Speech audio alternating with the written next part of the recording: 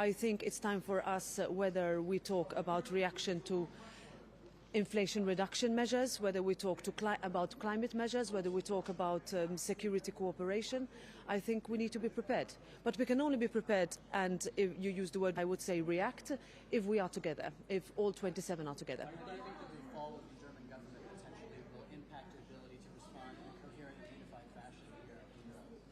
Well, it's democracy. Let's wait and see what the outcome will be of the processes.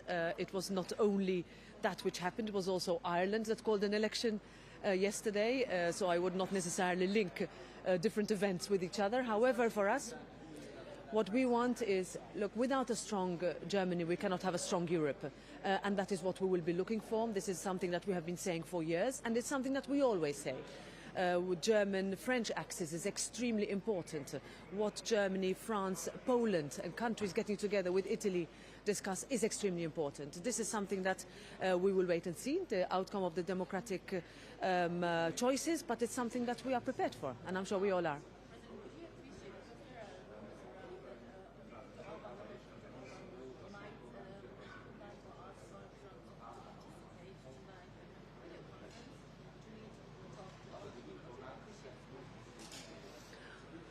Well, we will have to see whether there is a truth to what is being said. I understand that this decision has been to talk with people who have been invited already. It is not a decision for me to take, but it is also something that we need to prepare to talk to everyone. And let's hope for a very good summit today. Thank you very much. Thank you. No. Yes, very quickly. Yes. Well, let's wait and see. This is democracy. We will look forward to the next few months where we call on political stability, when we call for all actors to act with responsibility as we wait for what is inevitable for a new electoral process in Germany. One thing's for sure, Europe is not strong without a strong Germany. And that is one thing that we will look forward to continuing to see in the next few months. It is very important for us. Thank you very much. Zo aan. Heeft u Trump al gesproken? Nog niet gesproken, wel even contact gehad gisteren. Contact gehad, wat bedoelt u dan? We hebben met elkaar even ge-sms'd en contact met zijn team. En ik hoop hem snel te spreken. En wat was uw boodschap in die sms? Dat ik ernaar uitzie om met hem samen te werken. Dat dat heel goed ging in de 4 dat hij president was. En wat ik hem ook zal zeggen als we een wat langer gesprek hebben. 1, je had en hebt gelijk. We moeten meer uitgeven aan defensie. Aan onze kant van het bondgenootschap, de Europese kant, maar ook Canada. En 2, we moeten zelfs meer doen. Want als je nu kijkt naar Noord-Korea als voorbeeld. Hoe zij nu geïnvolveerd raken in Rusland. Dit is een direct risico. Rusland nu levering van technologie aan Noord-Korea. Waardoor Noord-Korea weer een risico wordt. Een veiligheidsrisico. Niet alleen voor ons deel van NAVO. Maar ook voor het deel Verenigde Staten, Canada. Zij kunnen dadelijk de Verenigde Staten bereiken met hun raketten. En die technologie komt vanuit Rusland. Dat was een hele lange sms. Kreeg u een duimpje terug van zijn team of kwam er iets inhoudelijks? Nee, dit was niet de sms. Dit is wat ik ga bespreken in onze eerste gesprekken. Want wij moeten met elkaar gaan praten, Trump en ik en met de NAVO-partners, hoe we dit collectieve risico, Iran, China, Rusland, Noord-Korea, wat niet alleen een risico is hier in Europa, maar ook voor Amerika, eigenlijk voor de hele Indo-Pacific en de Euro-Atlantic, hoe we dat samen gaan tegengaan. Het viel mij op in uw felicitatie gisteren dat u heel positief was naar hem. Hem prees ook zijn leiderschap uit de eerste termijn. Wordt dat ook de strategie om hem te verleiden aan boord te blijven? Het zijn de feiten. Wat hij heeft gedaan is volstrekt helder maken wat hij wil. Hij heeft niet altijd gelijk, maar hij had absoluut gelijk waar het gaat om het verhogen van de defensieuitgaven hier. Dat is hem ook gelukt. Maar 3 landen zaten op de 2%. Nu zijn het inmiddels 23 landen van de 32 NAVO-leden. Dus dat heeft hij voor elkaar gekregen. En het is ook waar dat we nog meer moeten doen. Juist ook om de risico's die ik schets. Zoals de samenwerking tussen Noord-Korea, China, Rusland en Iran, om dat tegen te gaan. Denkt u dat u erin gaat slagen om hem aan boord te houden en ook om hem betrokken te houden, bijvoorbeeld bij de hulp aan Oekraïne? Kijk, stel nou dat, en dit is eigenlijk het argument, stel nou dat Rusland zou winnen in Oekraïne, dan heb je een versterkt Rusland, heeft een kwart erbij gekregen in land, in leger, in industrie, etc. Dat zit aan de grens van Europa. En hij zegt stoppen daar niet. De mondhoeken zullen blijven druppelen om door te gaan, om het volgende te pakken te krijgen. Dat is een direct risico. En hier komt hij. Niet alleen voor het Europese deel van de NAVO, maar ook voor Amerika. Dit is waarom we er samen in zitten en waarom die transatlantische band zo belangrijk is. En in toenemende mate ook een risico voor Japan, voor Zuid-Korea. Vanwege die technologie die ze leveren nu, de Russen, aan de Chinezen, maar zeker ook aan Noord-Korea. Trump heeft in zijn eerste termijn gezegd dat hij Poetin meer vertrouwt dan zijn eigen veiligheidsdiensten. Ik ga niet iedere uitspraak van Trump in die 4 jaar toekomende signaal. Nee, maar het heeft geen zin om alles wat hij in 4 jaar gezegd heeft, regel voor regel te gaan becommentariëren. Op de grote issues, en bijvoorbeeld NAVO en meer uitgeven, had hij gewoon gelijk. Laten we dat gewoon toegeven. Daar liepen we achter. En dat leiderschap hebben we ook de komende jaren nodig. Hoe gaat u president Zelensky, die hier vandaag ook is, geruststellen dat de hulp aan zijn land overeind blijft? Kijk, op Zelensky, ikzelf, wij allemaal, en dat geldt ook voor Amerika, wij realiseren ons nogmaals, als Rusland succesvol zou zijn in Oekraïne, is dat een veiligheidsrisico, ik zeg het maar even heel recht toe recht aan, een veiligheidsrisico niet alleen voor Europa, maar ook voor Amerika. En daarom, we are in this together. Ik zou me nog niet helemaal gerustgesteld voelen als Oekraïne. Ja, kijk, ook hij, Zelensky, zal natuurlijk moeten zorgen dat hij weer zijn relatie opbouwt met Trump. Maar daar is hij al mee begonnen. Hij heeft een goed gesprek gehad in Dag New York, een paar maanden geleden. Ze hebben al gebeld gisteren met elkaar. Dus Zelensky is prima in staat om zelf die relatie te bouwen. En nogmaals, het belang hier is gezamenlijk. Dat is niet alleen een Europees NAVO-belang, dat is een Amerikaans-Europees NAVO-belang en zelfs een belang van landen als Korea en Zuid-Korea en Japan. De strategie wordt duidelijk verleiden. Misschien een deal sluiten met Trump, daar houdt hij van. Hoe voelt dat als een zware verantwoordelijkheid die op uw schouders rust? Ja, die rust niet speciaal op mijn schouders. Die rust dat op alles. denk ik wel, toch als NAVO-chef? Ook, maar dat geldt natuurlijk ook voor alle bondgenoten, voor alle 32. Dat doen we met z'n allen, maar het is niet zo dat ik het gevoel heb dat ik iemand moet verleiden. Ik laat het echt voor uw woorden. Wat ik voel is dat Trump heel transactioneel, heel pragmatisch en altijd in de wedstrijd zit. Precies weet wat hij wil, vaak gelijk heeft. En dat je moet zorgen met elkaar dat je er samen uitkomt. En dat lukt meestal. En hoe gaat u dan iemand als Orbán ook overhalen? Of Robert Fico die hier ook is? Ik denk dat dat allemaal wel goed is. Wat bijvoorbeeld Hongarije bijdraagt aan de NAVO op dit moment. Ze zitten echt boven de 2%, al wat langer. Ze leveren heel veel bijdrage aan missies. Ze hebben een hele grote brigade ook hier in Hongarije om de oostflank te beschermen. Dus zij leveren een enorme bijdrage aan het bondgenootschap. Ik ben helemaal niet zo negatief over Orbán. Ik denk dat hij een hele hoop doet. Kunt u, wat kunt u...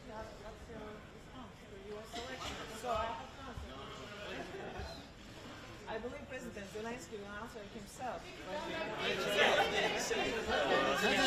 You stay here?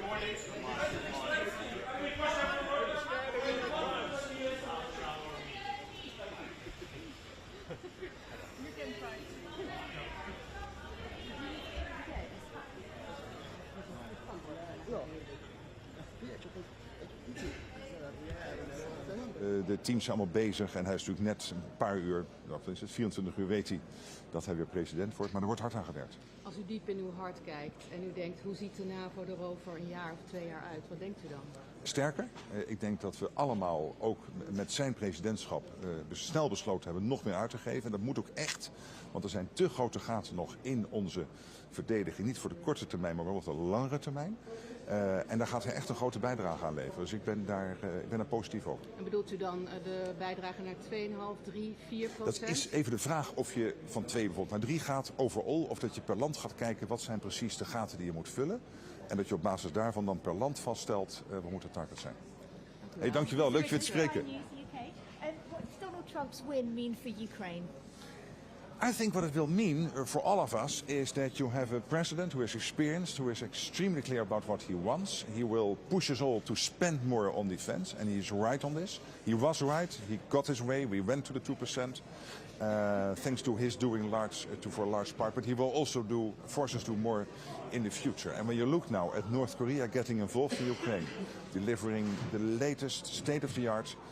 Getting delivered the latest state-of-the-art missile technology from Russia. The fact that China, Iran, North Korea and Russia are working together. This is a threat not only to the European part of NATO, but also to the United States mainland, but also to our partners like Japan and the Republic of Korea. I have to go in. Thank you. Ich meine, dat een dialoog met de Europese Unie darüber hinaus enorm wichtig ist, wenn Wahlen an Amerika geschehen, mir auch unabhängig von den Wahlen, mir besonders nur den Wahlen noch. Guckt Amerika als die größte Ökonomie von der Welt, das eine Militärmacht, die mit Europa zusammen schafft an der NATO, und dafür als enorm wichtig, dass wir uns koordinieren, weil das als Attitüde auf die großen geopolitischen Dossiers an die europäische politische Kommunität als kein Organ, das Entscheidungen trifft, mit das ein Organ für Leute zu treffen, sowohl an der Sitzung wie für allem runderen Sitzung, und wir hätten den Termin nicht besser können fallen wie das Woche. Ich meine, das auch ein bisschen, ob das auch gelöst gibt, weil unabhängig vom Wahlresultat in Amerika wussten wir ja, dass die Wahlen wären, und da meine ich, es gut, den Punkt zu machen. Ich ging aber auch dabei so, dass es aus europäischer Sicht für mich auch als Lützeburger Premier wichtig ist, zu gucken, was wir mit Europa machen. Weil gerade an so Zeiten ist es wichtig, Europa zu stärken. Ich lebe in Europa, das so nicht immer Europa ist kompliziert. Ich stelle fest, dass an den 3 Notbeschländern von Lützeburg an einer unsicheren Zeit sind. Wir haben 3 Länder rundherum, die keine Majorität am Parlament haben. Und dafür meine ich, ist es wichtig, dass wir als Lützeburg mit einer stablen Majorität gucken, dass Europa bewegen, wo es entscheidungsfähig ist. Also du hast noch ein Stück zu gehen. Die europäische politische Kommunität ist entstanden am Kontext vom Angriffskrieg von Russland gegen die Ukraine. Wäre das dann idealerweise auch die Message von der Reunion an dem Kontext, die du selber gesagt hast, gerade was NATO geht, an der Zunge von der Ukraine, eben am amerikanischen Präsident Trump, wahrscheinlich ein bisschen mehr kompliziert wird. Was muss dann halt gesucht in Richtung Keir für vielleicht zu versichern? EPC ist für mich Dialog, Dialog, Dialog. Auch was der Balkan belangt, was auch eine Region ist, die man nicht vergessen, wo auch eine unsichere Zukunft an verschiedenen von den Ländern besteht, dürfen wir auch, was als Attitüde vis-à-vis vom Balkan noch immer mit denen schwätzen. Deswegen sehe ich auch der Präsident von Serbien, die Präsidentin vom Kosovo, auch en vue von der Lützeburger Präsidentschaft vom Conseil de l'Europe nächstes Jahr, wo die Frau vom Kosovo seine Memberschaft wird am L'ordre du jour sein. Par rapport zu Kiew, Mensch, ist es klar, dass man muss auf der Seite von der Ukraine stehen, die Prinzipien, internationales Recht, was mit die wichtigste Waffe ist für kleine Länder auch. Wir können nicht mit Panzern abtrompen, wir können als die Prinzipien ersetzen. An Zukunft von der Ukraine können wir noch mit der Ukraine diskutiert gehen. Und dafür meine ich, es wichtig, einfach nur zu lauschen, mitzuschwätzen, mit das Haut noch nicht für eine Decision zu holen, weil natürlich wir auch nicht genau wissen, man sich weiß nicht, was Herr Trump genau will, als Amerika mit der Ukraine-Politik an den nächsten Wochen machen. Und heute hat ich auch nie gesagt, also ich will auf 24 Stunden den Krieg benennen bringen, also 24 Stunden schon gewählt. Der Krieg ist noch immer umgegangen, und wir wissen, dass das alles ein bisschen mehr kompliziert. Ich hätte auch gern, dass wir stark an der NATO engagiert sind, ob den dort Frauen koordiniert sind, und auch das kann helfen, die Diskussionen zu führen. Ja,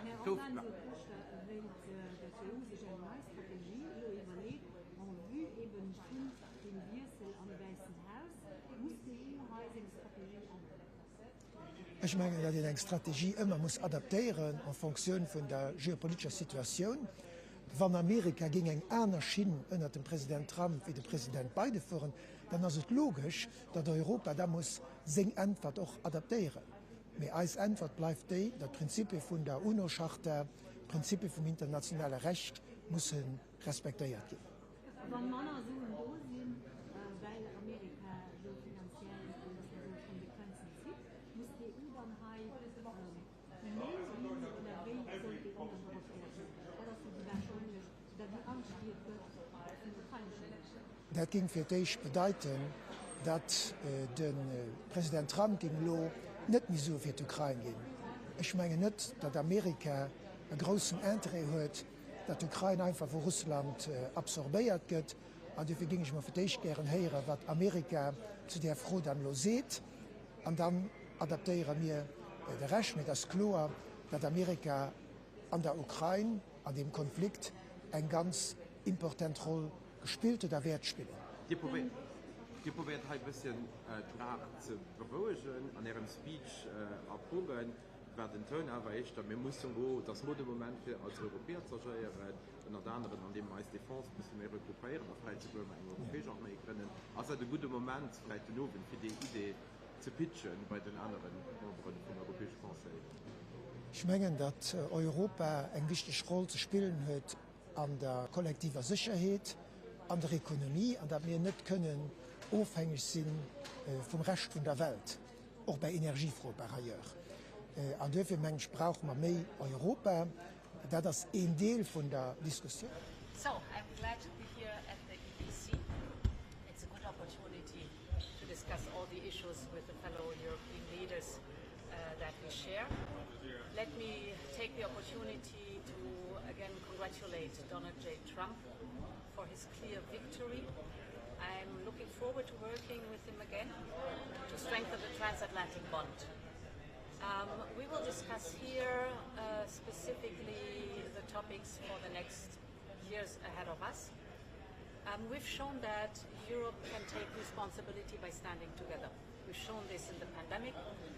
Standing together, we overcame the economic impact of the pandemic. We've shown this in the severe energy crisis that was unleashed by Russia's war in Ukraine. And now it's for us important to pave the way forward. We have 3 points that we will discuss. The first is a joint plan for competitiveness, digitalization and decarbonization. Second is to overcome our over-dependencies and to create more level playing field for our economy and our businesses. Both points are basically the Draghi report. And the third element is that we boost our defense capabilities and investments and create more preparedness. This is basically the Niinistö report. So it pays off now that a year ago I have asked both Mario Draghi and Sauli Niinistö to write their reports, and now we are building on this.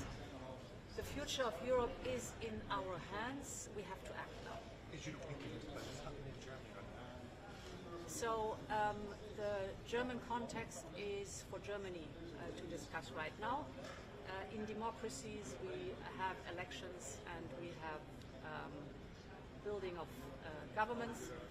For the European Union, it is important to stay the course that we've engaged on since many years now, and it's a successful course, standing together, overcoming the challenges, and most importantly, taking our responsibility in our own hands.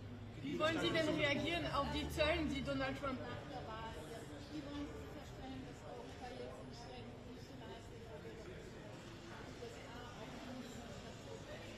Well, one experience over the last years was very clear for the Europeans. If there are challenges ahead of us, no member state on its own is able to manage them. But standing together as 27, as a European Union, gives us a lot of power. And this strength, this is what is our best value. What will you do against Donald Trump's tariffs that you announced? So we will be working with the new Trump administration in a good manner and look at what is ahead of us. I have some experience to working with President Trump from his former mandate, so there's something to build on. And I think very important is that we analyze together what our shared interests are and work with that.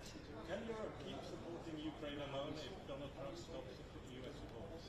It is in all our interest that the autocrats of this world get a very clear message that there is not the right of might, but that the rule of law is important.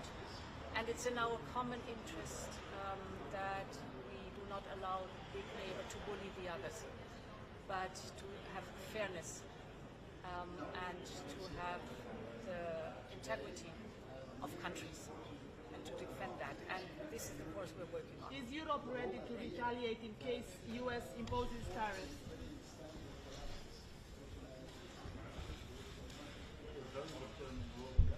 I hope we can have an open conversation with the United States on the continuation of their support. But if they would decide to change, that does not mean that we need to change on our part. But what about the expenses of European member states? Because Trump's saying, look, everyone from NATO member states, especially from Europe, must increase their military expenses. And all of us are doing that. All of us have been doing that over the past years, and it is clear in everyone's plans that they will continue in doing so. We should be very clear on this. European security is not something that we outsource to someone else, for example, to the United States. But our security will be better if we work together. And we are open to discuss with the United States on how we can work better together. I hope we can, but of course we will also defend our own And interests. President Trump also not believer for climate change issues. Do you think you need to think about these issues more compared with previous administration? Well, to me, competitiveness and fighting climate change are linked one another with another. We might diverge on that. Then we should look what are the topics on which we have common ground. I hope climate is one of these, but if the United States changes their mind on that, that should not force us to change our And are you minds. planning to go to Baku for COP29? Yes, I am. And what are you planning to War do? in Gaza. Are you concerned about the war in Gaza, given Trump's win, and what that might do to embolden Benjamin Netanyahu? Well, we have many crises in the world, and if we want to stabilize and to stop those crises, the United States and Europe working together would be a good thing. We are open to work together, and we have, I think, the whole agenda of things we want to discuss in the next months before President Trump will take over. I hope that open dialogue can be there. If it's not there, Europe will defend its own interests. Can you talk about how hard? Can you talk about how hard it is to get to 2% defense spending in Belgium? What are the obstacles to reach this in the near future? Because there's going to be much more pressure in the next 4 years to accomplish this. Yeah, and I think all European countries have increased their military spending, and we will continue doing so. I think it is quite clear that the timing of that increase in spending needs to accelerate, and we are aware of that on the Belgian side. This demands a big effort to do it, but that does not mean that we shouldn't do it. I want to be very clear on this. Our security is not something we want to outsource to someone else, for example, to the United States. Europe should be able to do it on its own, but the security of the United States and European countries will be better off if we work together. So I hope we can work together, but we're not outsourcing our own security. But during your time as Prime Minister, what were the obstacles to get to 2%? Well, you know, if you want to get to 2%, there also needs to be an industrial logic to it. The industrial logic is that you build an industry, and that you give that industry the opportunity to participate in that. That takes some time, but I think now we are ready to accelerate our trajectory to 2%. How can Europe prevent a trade war with the United States now that Trump is elected? What's your stance on this? Well, I think a trade war is not good for anyone. And I think in the next 2 months before President Trump takes over, we have the time to talk.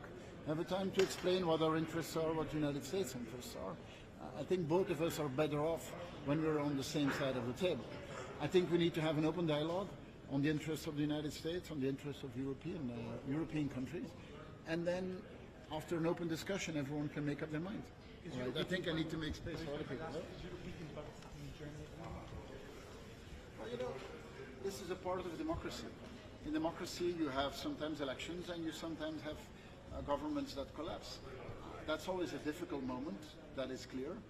But, you know, after an end of government, elections might take place and new governments might take place. When you have 27 countries, there is always somewhere in Europe that you have a political transition that is taking place. Now, I've seen that we still have quite some process to go in Germany. Germany, of course, is the economic engine of the European club. But I would not dramatize it. This is part of democracy. In democracy, you have government, and you have elections, and you have new governments. That does not mean that it stops the European economy or that it stops the influence that Germany has. But aren't you concerned about the instability in Europe now, since Germany is at crisis and there is Trump elected?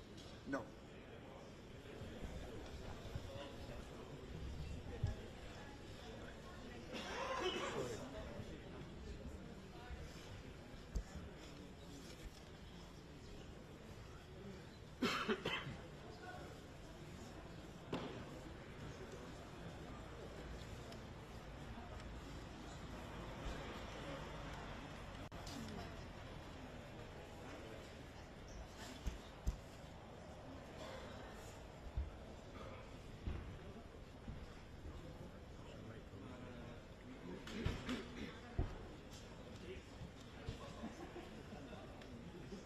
c'est d'être vraiment prêt à discuter, à dialoguer avec tous les acteurs qui sont présents, naturellement aussi avec les États-Unis qui sont un membre observateur très important du Conseil de l'Europe, et nous devons définir ensemble ce que nous souhaitons comme avenir pour nos sociétés et pour notre planète. What do you think about peace between Armenia and Azerbaijan? Just changing the topic, sorry.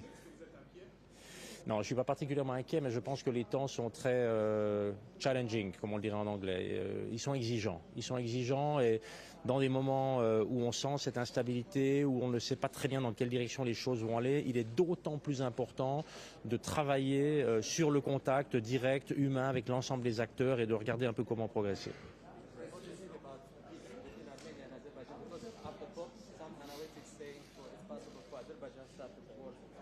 You know, I think peace in the region is a really important matter, and the Council of Europe are always supporting all actors to find good solutions and peace for the region. We need a peaceful Caucasus, we need a peaceful region, because it is in the main interest of the population living in the region. And everything that the Council of Europe can do to support the countries are also two members of the Council of Europe. We will represent to support all these efforts. Thank you.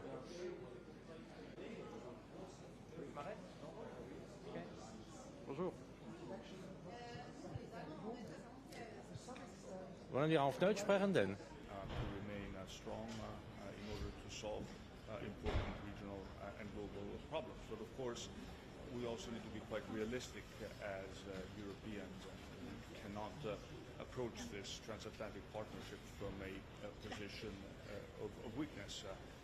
Europe cannot change the world, but it can certainly change itself to cope with a changing world. Hence the discussion that we will have at the European Council, especially when it comes to the questions of European competitiveness, are discussions which are particularly relevant. And I think it is time to wake up from our geopolitical naivete. You are one of his only supporters.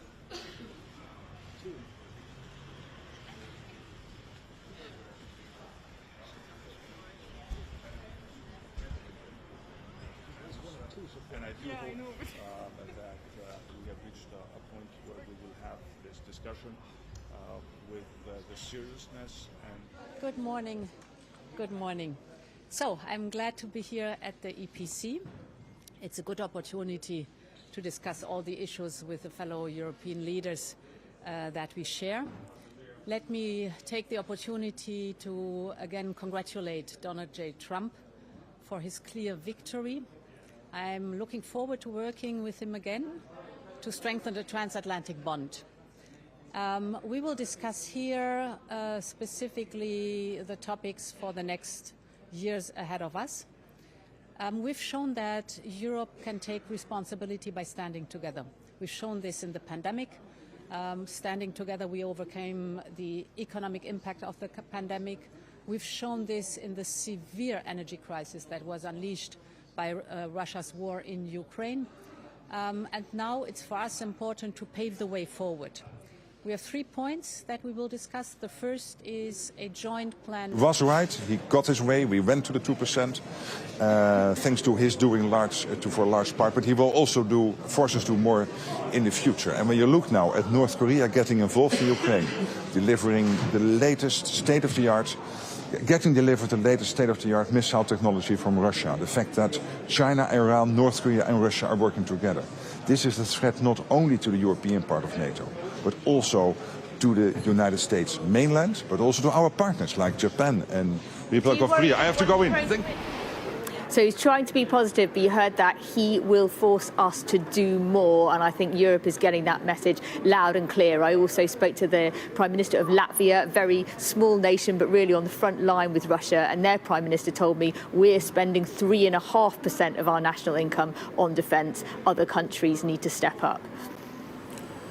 Tomorrow, it's not only the topic of defence for the UK, but also migrant crossings too. They have been in huge numbers since the Labour Party took office. What's the plan? What's on the agenda? Now, and it's a successful course, standing together, overcoming the challenges, and most importantly, taking our responsibility in our own hands.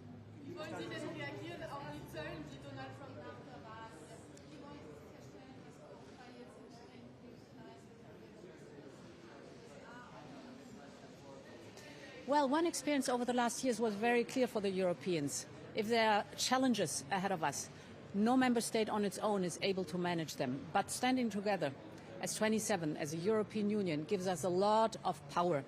And this strength, this is what is our best value. Azerbaycan'a COP29'a katılmanız planlaştınız mı? Katılacağım. Ne konuşacağız? President, Ermenistan. Is Europe strong for Germany this week?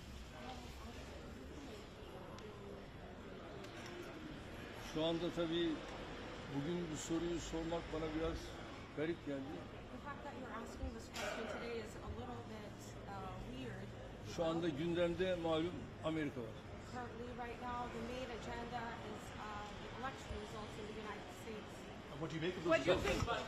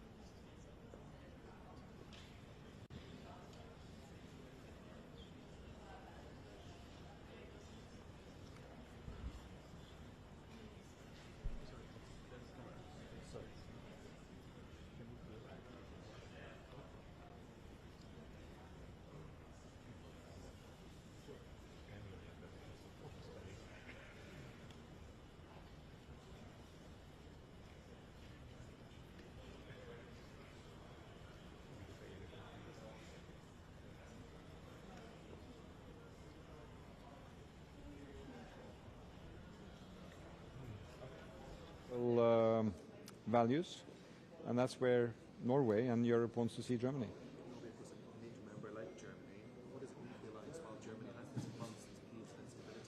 Well, I think, democracies go through circles and through different difficult times. That's the nature of NATO. We are 32 democracies. We have elections. We have, realities of political life.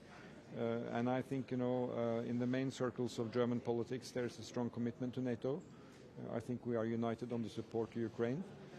And for Norway, we have with the former and present German government really deepened our political relations, our defense cooperation, our cooperation on defense industry.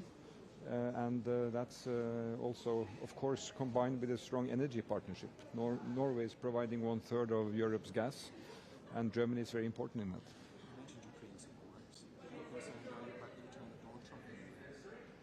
Well, that's a dialogue we have to start right away, and we do.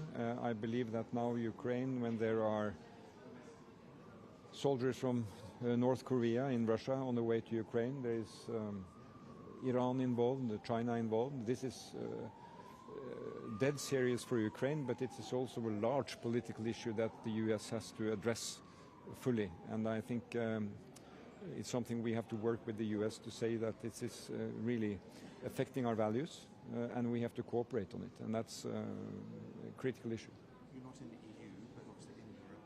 Can Europe step in if the US steps back when it comes to support? Well, I hold it that, they will not step back, but we have to discuss the strategy. We want to see that the war ends, but it has to end on premises accepted to guarantee a free and democratic Ukraine. I believe, Europe is the lead donor to Ukraine. In fact, the Nordic countries and the Baltic countries are next after the US in terms of providing, and I think we probably all have to do more. I wouldn't put it that way because I take it that the US will still be engaged. But given the nature of how the war develops, not least also supporting Ukraine in the civil field, you know, with protecting the energy infrastructure, humanitarian aid for health and other things, we also have to step in there.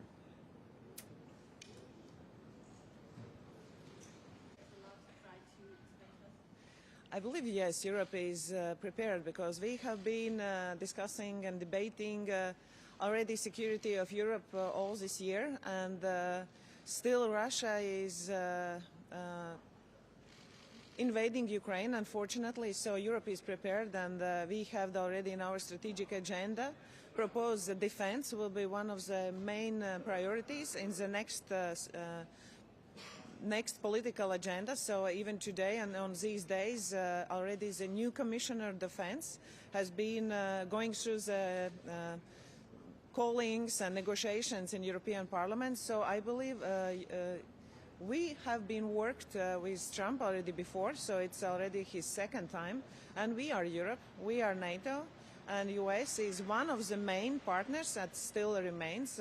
We as Latvians has been with discussions with Republicans and Democrats for quite a while, and presidential elections are important, and sure, President is the main person who decides, but there are many other Congress people who have approved that still Europe and the international agenda is important as well for US because they want to be democratic state and they want to demonstrate that democracy is one of the United States' main priorities as well. So, sorry? We will know. You have to ask US, but in Europe's agenda, Ukraine is a main priority, and we as Baltic states will still keep this topic hot. And as Europe, we must today discuss with other countries who are part of Europe as well, how we can cooperate even closer economically and in our security agenda. To keep a good relationship with the US, the Transatlantic Alliance is the most important alliance for us as Europeans, and at the same time build a stronger Europe, especially when it comes to defense and deterrence. Of course, Ukraine is on top of our priorities, but we have to build a stronger defense of Europe more generally. And then, of course, I think we have to convince all Americans that we need no conflicts between us, no matter the issue we are discussing, including trade. Well, we have elections everywhere in Europe every year. I hope they will find a solution in Germany because, of course, we need a strong Germany to build a strong Europe, but elections are part of democracy. Could Europe support Ukraine alone? Could Europe support Ukraine alone if Trump decides to stop US support? I don't hope for that. I don't expect that. We have worked closely together with the Americans for now more than 2.5 years on Ukraine, and I hope we will continue to do that. But I agree when President Trump, incoming President Trump, says that Europe has to be able to do more on our own. I totally agree. Prime Minister, about climate change. Are you planning to go to Baku? Did you read about something in Germany?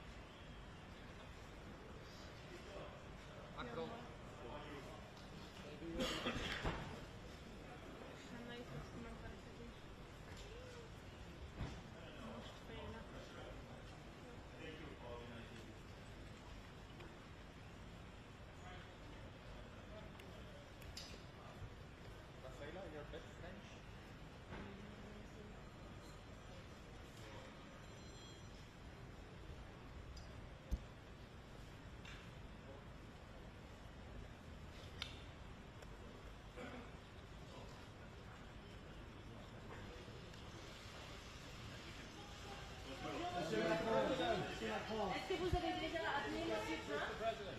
Can you stand on it? Are you planning to go to Azerbaijan? Vous avez parlé quoi? Are the two of you going to agree on Ukraine, Mr. Prime Minister, Mr. President?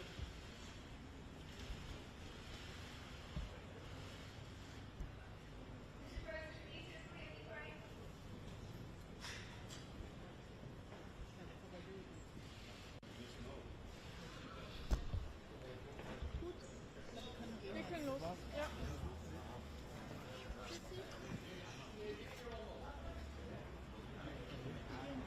Keir Starmer.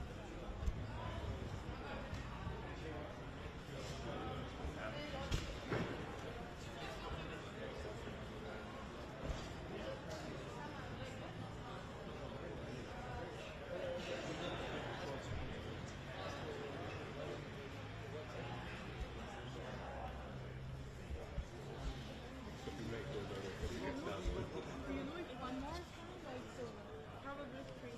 Three? Which one? Not sure. We just only know that three are missing. But why is Orban inside then? Sure. Just have an answer. Maybe he's coming back.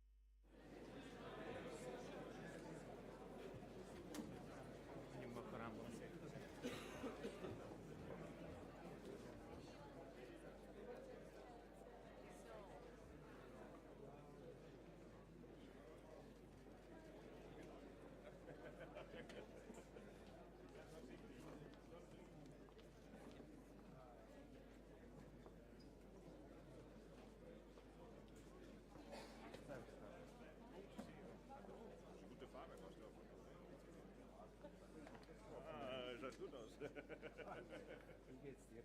Danke, mitten in den Verhandlungen auch. Ja. es beginnt, sagen wir mal so, vorsichtig gesagt, es beginnt.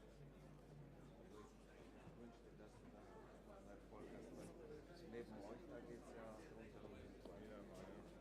Die Innenminister sind in einem guten Weg, habe ich gehört. Das passt im November, Ende November auch. Von einem berühmten Rumänen. This is only for prime ministers. Hi, Mark. Direkt war bei mir. Manager der berühmten. Ja, sehr gut über Rumänien.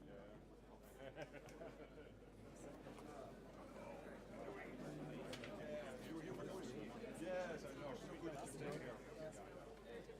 Yeah, but that means power. That means power.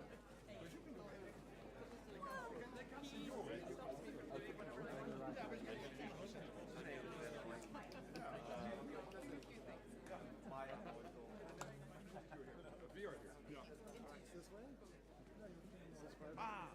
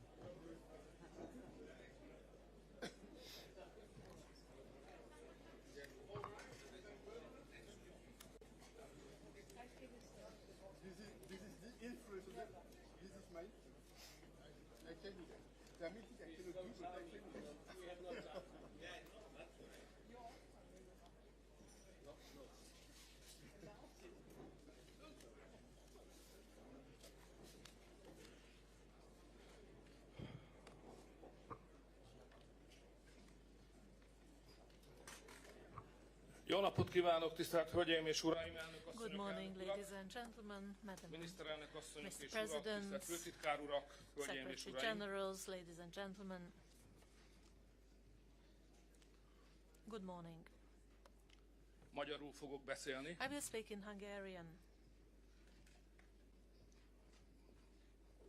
Önöknek ritkán van lehetőségük arra, You hogy ezt a rarely have the nyelvet hallják. opportunity to listen to this language,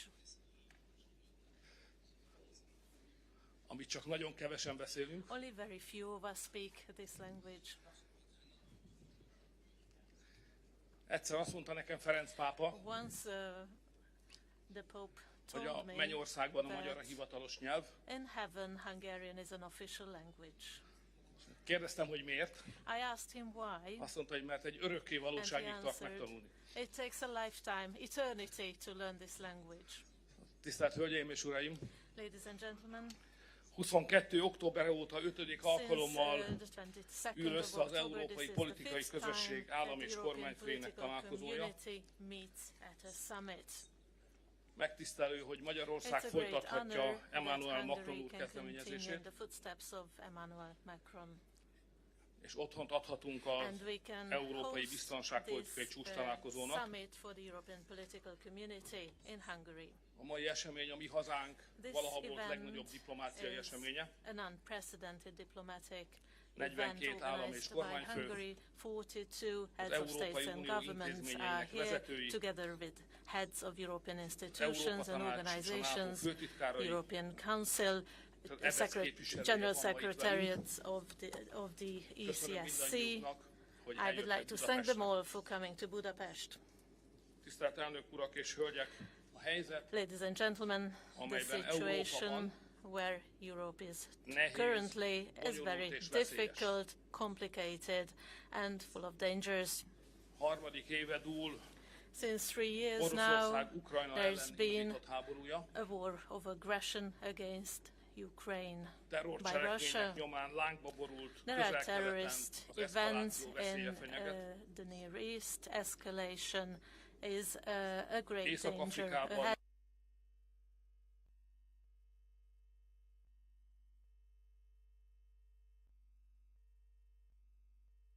Migration Európa számára, has been a major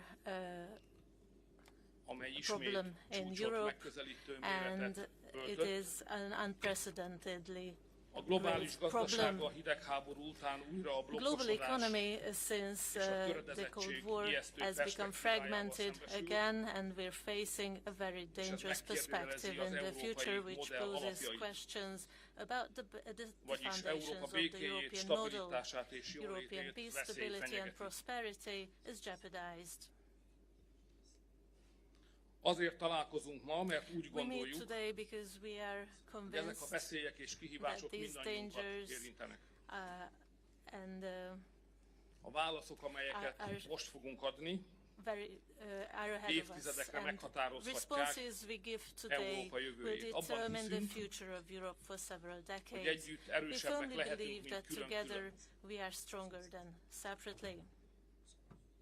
Mai napon meg kell vizsgálnunk, Today we'll have to observe hogy hasonlóan látjuk-e az előttünk álló whether we kihívásokat. see challenges before us the same way. Meg kell vizsgálnunk, We need to hogy hasonló observe irányokba keressük a whether válaszokat. we are looking for solutions in the same directions. És meg kell vizsgálnunk, And we also need tudunk-e olyan to területeket azonosítani, whether we can ahol képesek és specify készek areas vagyunk where közös we are ready fellépésre. and capable to stand together. A mai találkozó plenáris ülésén At today's Európa plenary of biztonsági the summit kihívásait we'll tekintjük talk át. about the security challenges of Europe today. Hogyan lehet újra béke We'll Európában? discuss how we can make peace again in Europe. Hogyan vállalhat Európa How jövőben nagyobb Europe felelősséget saját can play biztonságáért a és bigger békéért? role in assuring peace Hogyan tud Európa and sikeresebben security. fellépni How az Europe érdekeiért? can be more Hogyan maradhat assertive Európa in érdemi representing szereplője its interests? How can saját it sorsát remain eldöntő tárgyalásoknak és a player, and folyamatoknak? how it can shape its own destiny? És különös aktualitást ad ezeknek a kérdéseknek These issues are a most current történt issues amerikai today in elnökválasztás. the wake of the American elections. Transatlanti kapcsolataink jövője megkerülhetetlen For the eleme future of our transatlantic az európai relations, biztonsági we need to architektúrának. review European security Tisztelt vendégeink, a architecture. plenáris ülést Ladies and követően gentlemen, munkacsoportokban after the vitatjuk meg plenary, we'll a discuss migrációval, a migration, gazdaságbiztonsággal economic és a security konnektivitással and kapcsolatos connectivity kihívásokat. in breakout groups. A migráció második alkalommal Migration szerepel has kiemelt been, témaként an important topic on the agenda az Európai for Politikai the Közösség second csúcs time találkozóján. at the summit of the European Political Community. Jobb gyakorlati együttműködésre van szükség We a need származási és better tranzitországokkal, practical cooperation with hogy transit felszámolhassuk az and illegális countries of migrációt és az origins embercsempész in order hálózatokat. to eliminate networks of Jobban kell támogatnunk smugglers. fejlesztési céljaink érdekében a származási és tranzitországokat. Countries of origin and countries of El kell transit. döntenünk, készek We need to vagyunk-e decide whether we're ready a menekült kérelmek elbírálására to és decide visszatérések on, végrehajtására szolgáló refugee központok létrehozására applications and set up biztonságos harmadik hubs, országban. centers in safe third countries. Én érzékelek új lendületet I believe there's a Európában new ezen a impetus területen. in Europe in this respect. A mai vitával talán With tehetünk this egy debate, lépést a maybe we can make a kézzelfogható step eredmények felé. forward Köszönöm for tangible Ausztria results. I'd kancellárjának, like to thank the Chancellor of Egyesült Királyság Austria, miniszterelnökének, hogy vállalták the UK ennek a Prime munkacsoportnak az Minister elnöklését. for heading these breakout sessions. Tisztelt elnök urak és hölgyek, Európa Ladies and jólétét gentlemen, a nyitott és prosperity integrált of világgazdaságnak, Europe, a konnektivitásnak is köszönhető, dependent on connectivity and the open de a economies in Covid the járvány world. és a In the geopolitikai wake of the Covid feszültségek azt is epidemic bebizonyították, and geopolitical hogy a nyitott gazdaság dangers, kockázatot we is found jelent, és that an open kiszolgáltatottá economy tehet bennünket. may be a risk and may Ma meg fogjuk expose us. vitatni, hogyan Today tudjuk we'll megőrizni talk about how we Európa can számára a konnektivitás preserve előnyeit úgy, the advantages of közben connectivity for erősítjük Europe stratégiai while autonómiánkat, strengthening our strategic autonomy. csökkentjük a függőségeinket, We reduce our és dependencies megvédjük nemzetbiztonsági and we érdekeinket. protect our Ezt a kérdést national fogja körbejárni a security második interests. munkacsoport, This will be the topic of the second breakout aminek session. tematikáját Németország The second kancellárja group, and the subjects és will Norvégia be miniszterelnöke készítette elő, were prepared by the Chancellor of és a német Germany kancellár and the Prime távollétében Minister of Norway. As the Chancellor a lett is miniszterelnök not asszonyt with kértem meg, us, hogy elnökölje a the munkacsoportot. Latvian Prime Norvégia Minister miniszterelnökével is együtt. requested to chair this meeting Tisztelt elnök, together with Norway. asszonyok és urak, Distinguished a mi politikai presidents, közösségünk a nagy our stratégiai political kérdésekről történő community eszmecsere helyszíne. Is a scene Olyan vezetők for ülnek az asztal körül, discussions on geopolitical issues. There are akiket a leaders földrajzi present közelség around mellett this a közös table, érdekek which are és az bound Európáért together érzett by közös common felelősség is interests and egybefon. joint responsibility Ennek for a közös Europe. felelősségünknek a tudatában kívánok hasznos tanácskozást mára We mindannyiunknak. know that we have joint responsibility, and És most a I wish plenáris you a ülés fruitful discussion. folytatásaként As a bevett continuation of this szokásaink szerint plenary, as felkérem it Volodymyr is, Zelenszky elnök usual, urat, I Ukrajna call on elnökét, Volodymyr tartsa Zelensky, meg a President beszédét. of Ukraine, to deliver Elnök his úr, önt speech. illeti a szó. Mr. President, the floor is yours.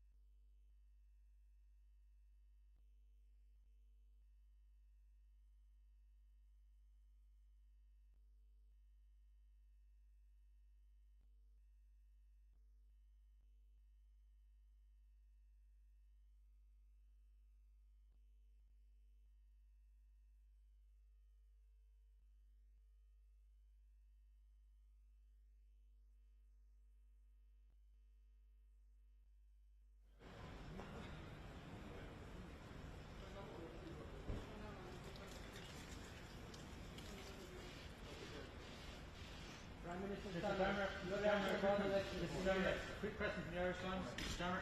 Prime Minister, what are you expecting from today's meeting? What are you hoping for? On US Trump's win? No?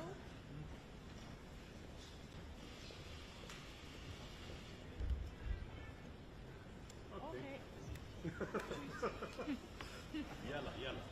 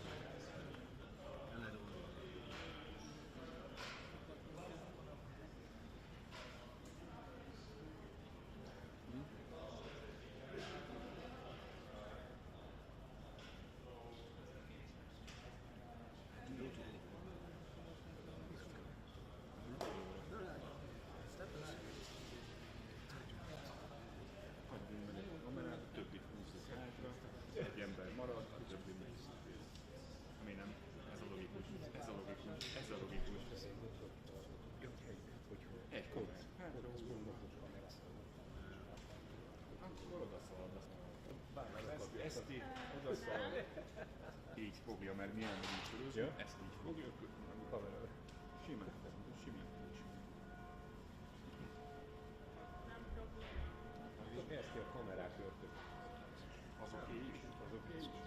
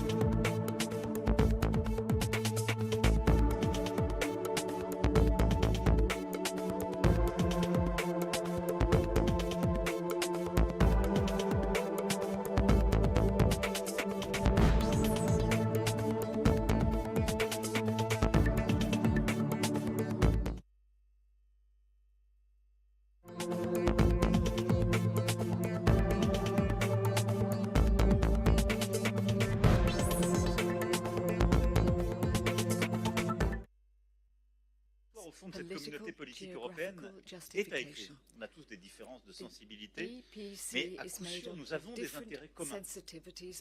Et je crois que c'est le bon lieu pour le faire, celui d'une grande Europe, où justement l'histoire a pu nous diviser, en particulier l'histoire du XXe siècle, séparer ou écrire des pages différentes. La question c'est est-ce qu'on veut écrire une page commune de la grande Europe au XXIe siècle? Moi j'y crois très profondément.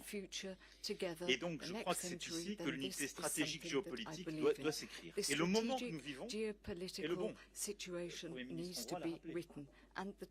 La guerre est revenue sur le sol européen, en Ukraine. Des tensions et des conflits existent entre certains membres, Arménie, Azerbaïdjan. Nous avons des phénomènes qui bousculent nos sociétés, des grands risques terroristes qui ont touché beaucoup de nos pays encore ces derniers mois. Nous avons tous à faire face à des phénomènes de migration illégale qui bousculent nos sociétés. Et en même temps, nous sommes des économies ouvertes qui, depuis des décennies, se sont construites sur un modèle d'ouverture dont on continuera à avoir besoin. Nous avons le défi évidemment climatique, technologique et une géopolitique, on le voit bien, où on a deux blocs, les États-Unis d'Amérique d'un côté et la Chine, qui avant tout recherchent leur intérêt propre et décident d'être beaucoup moins, si je puis dire, l'un et l'autre, complaisant avec les règles internationales. Ou en tout cas respectueux ces derniers. Comme plusieurs, j'ai eu l'occasion hier d'avoir le président élu Donald Trump.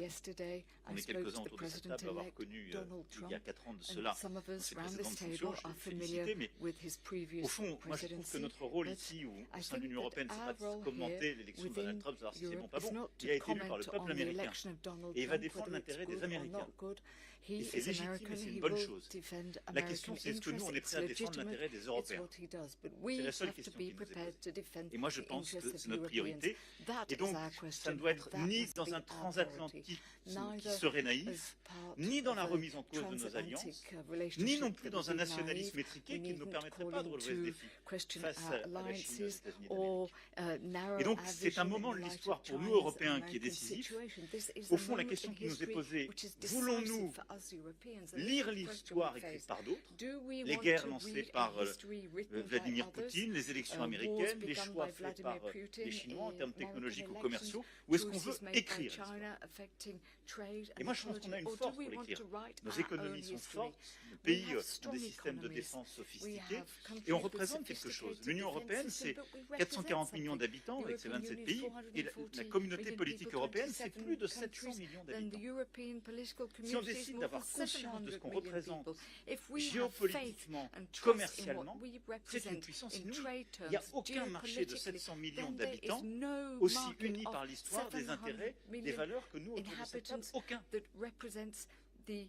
Si on se réveille et qu'on décide au fond de ne pas disparaître géopolitiquement et de ne pas être le marché d'ajustement des autres puissances économiquement et commercialement. Et donc pour moi ce moment c'est celui où on décide d'agir, de défendre nos intérêts nationaux et européens en même temps, de croire dans notre souveraineté, dans notre autonomie stratégique et de dire au fond on n'a pas envie simplement d'être des clients, d'être un marché qui est pris, de déléguer en fait à d'autres notre économie, nos choix technologiques et notre sécurité, mais on veut pleinement se saisir de la question de la paix sur notre sol, de notre prospérité et de notre modèle démocratique. Pour moi, c'est ça les 3 défis de la communauté politique européenne qu'on a discuté ensemble. La paix, Volodymyr vient de le dire, c'est aider l'Ukraine à résister face à la guerre d'agression russe. Il peut y avoir des différences de sensibilité autour de cette table. Mais moi j'ai une conviction profonde, notre intérêt est le même. Notre intérêt, c'est que la Russie ne gagne pas cette guerre. Et quel que soit, encore une fois, ce que pensent les uns les autres ici, parce que si elle gagne, ça veut dire qu'il y a à nos frontières une puissance impériale à laquelle on dit vous pouvez être expansionniste. Je ne vois pas qui peut être en tranquillité autour de cette table si on laisse faire ça. De la même manière, je pense qu'il est très important de tout faire pour bâtir un accord entre l'Arménie et l'Azerbaïdjan, et j'espère que le traité de paix pourra être signé. Et au fond, notre paix, notre sécurité, elle s'inscrit si nous, Européens, Européens, nous savons dire nous ne voulons plus d'impérialisme et nous ne voulons plus de révisionnisme des frontières sur notre continent. Ce message est fondamental. Et c'est vraiment un message d'intérêt. Au-delà de ça, il y a bâtir notre Europe de la défense, faire de l'Europe un espace de sécurité. Alors, l'Union européenne a fait énormément de travail ces dernières années, on en a encore beaucoup à faire pour financer, pour construire. L'OTAN a évidemment un rôle pilier clé. Et au sein de l'OTAN, nous, Européens, nous voulons jouer notre rôle. Ce pilier européen de l'OTAN n'a rien à retrancher à l'Alliance, mais il y a le fait qu'il y a eu un réveil stratégique que nous devons assumer de nous, Européens. On n'a pas à déléguer pour l'éternité notre sécurité aux Américains. Et je crois que c'est important aussi d'envoyer le message que nous sommes maintenant des fournisseurs de solutions de sécurité. Et donc on a autour de cette table, qu'on soit membre ou pas de l'Union européenne, eh bien, à produire, à assumer une préférence européenne dans cette production industrielle, à bâtir des choix, à s'appuyer sur l'interopérabilité de l'OTAN, mais aussi parfois accepter qu'on n'aura pas toujours le même agenda que nos alliés, ce qui ne remet pas en cause ces alliances, mais de dire que nous avons des solutions de sécurité à apporter, tout particulièrement à notre voisinage. Aujourd'hui sur le flanc Est, peut-être demain sur le flanc Sud, ou que sais-je. Et à cet égard, je pense qu'il faut développer au sein de la communauté politique européenne une culture commune. Il y a quelques années, on avait bâti l'initiative européenne d'intervention. Il y a une douzaine d'États qui sont autour de la table. Elle est complètement intergouvernementale. Et moi, je voudrais inviter tous les collègues qui sont prêts à s'y joindre et qui ne sont pas membres de l'UE à s'y joindre. Élargissons à l'échelle de la communauté politique européenne l'initiative européenne d'intervention, pour bâtir des solutions d'intervention communes sur des théâtres d'opération. C'est ce qui nous a permis de faire Agénor, ce qui nous avait permis d'intervenir au Sahel, et essayons d'avancer. Je crois aussi qu'ici, nous avons la possibilité de bâtir des solutions très concrètes pour lutter contre les filières clandestines d'immigration. On a construit des solutions très robustes en européen, pacte asile-immigration. Il y a des solutions très robustes qui sont construites avec des pays de transit ou d'origine pour prévenir les mouvements ou aider au retour. Mais la coopération au sein de la communauté politique européenne sur les questions migratoires est un surcroît d'efficacité parce que nous couvrons tous les chemins de la migration. Et quand Keir a un problème justement migratoire avec ce qu'on appelle les small boats, c'est pas simplement un problème bilatéral franco-britannique, c'est un problème qui touche toute l'Europe et qui commence soit par les routes du Sud, soit par les routes de l'Est. Et en fait, nous sommes tous ici en capacité d'y apporter une solution. Deuxième élément sur la croissance et l'innovation, moi je suis convaincu que nous devons faire beaucoup plus. On aura l'occasion d'y revenir dans le sommet informel entre membres de l'Union européenne. Le rapport Draghi a donné une feuille de route très claire. Ursula, dans ce qu'elle a porté, l'a dit aussi, nous le croyons à plusieurs ici autour de cette table.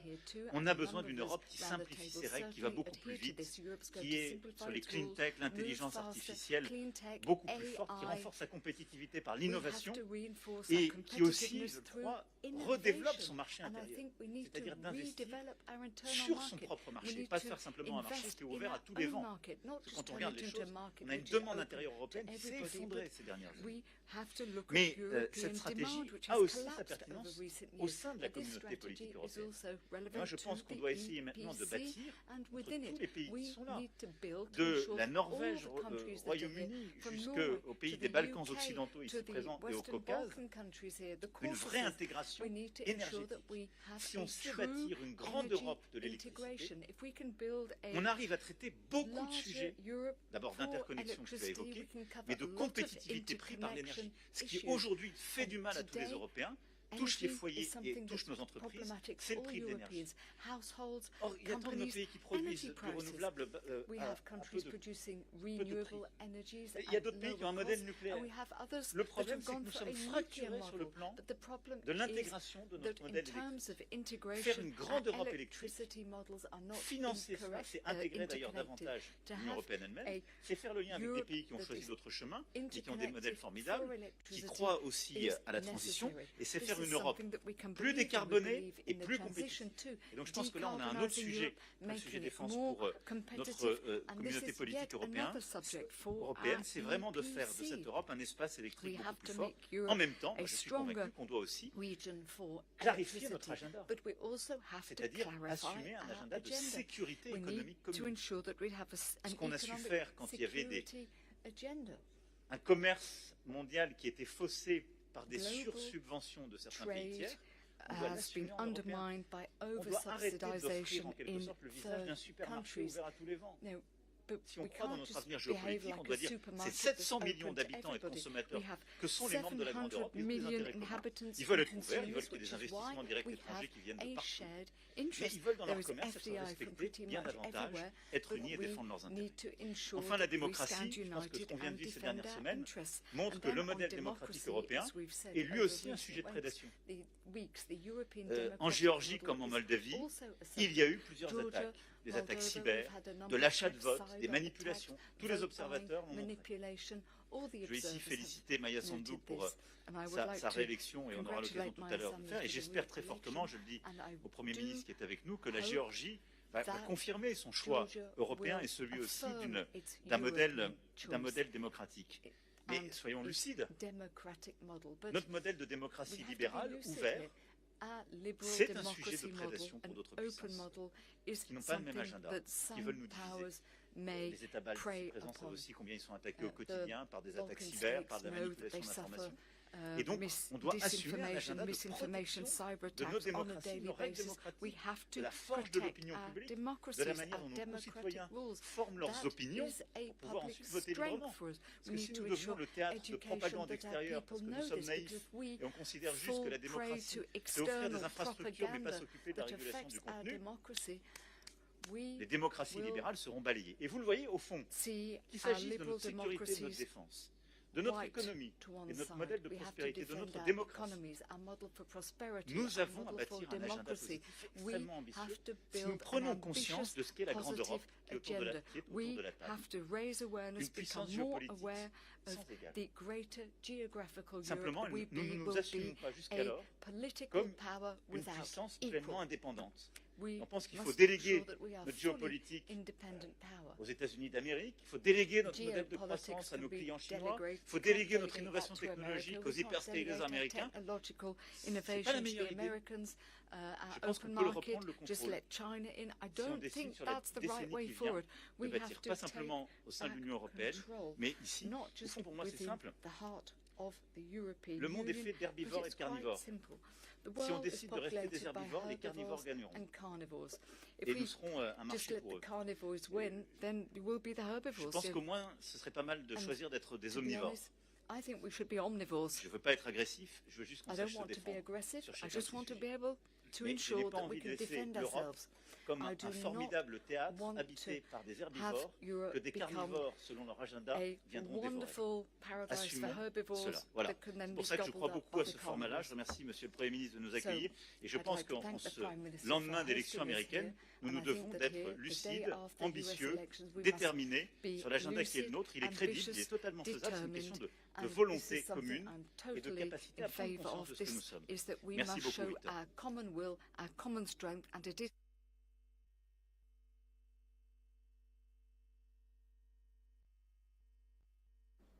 Köszönöm szépen, elnök úr. Thank you very much, Mr. President. Well, 3 sentences I have put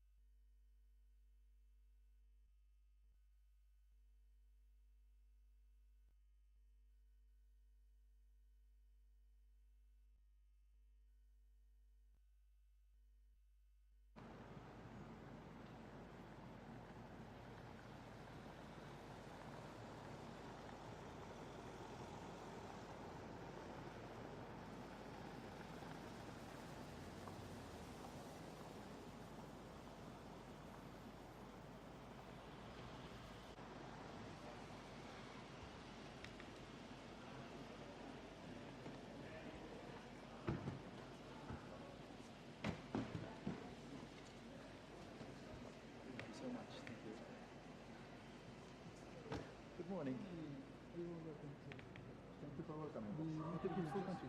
Pardon? It's a beautiful country. It's my first time here. First time here? Yes, indeed. Hopefully not the last. Let's hope so. So the meeting is just beginning. So it's just started. So I'll proceed there. Yeah, thank you. very Thank you so much. Good morning. Yeah, people who were talking, all that didn't say anything. I thought they didn't say anything.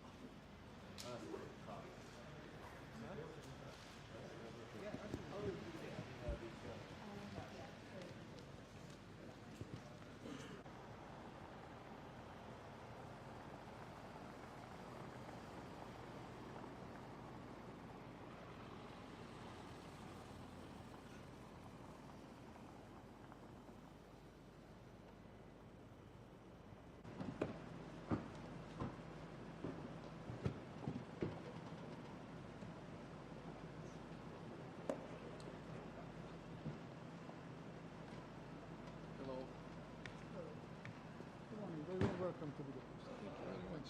The meeting is just the beginning, so please proceed. Okay.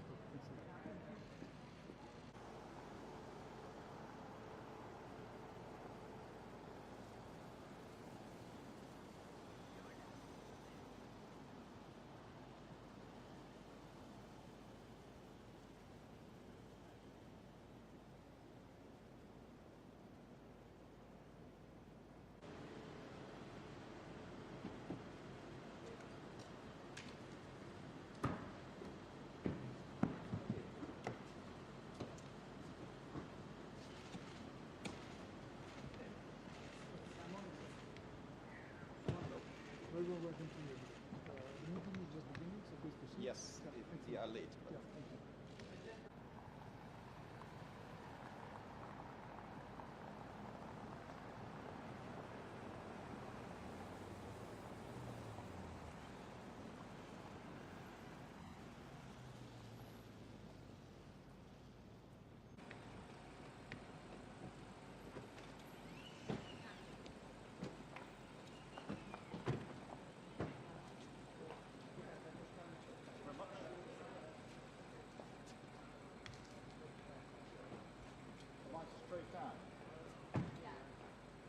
Welcome to you, Mr. Prime Minister.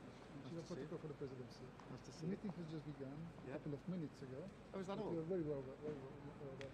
Fantastic. Thank you very much.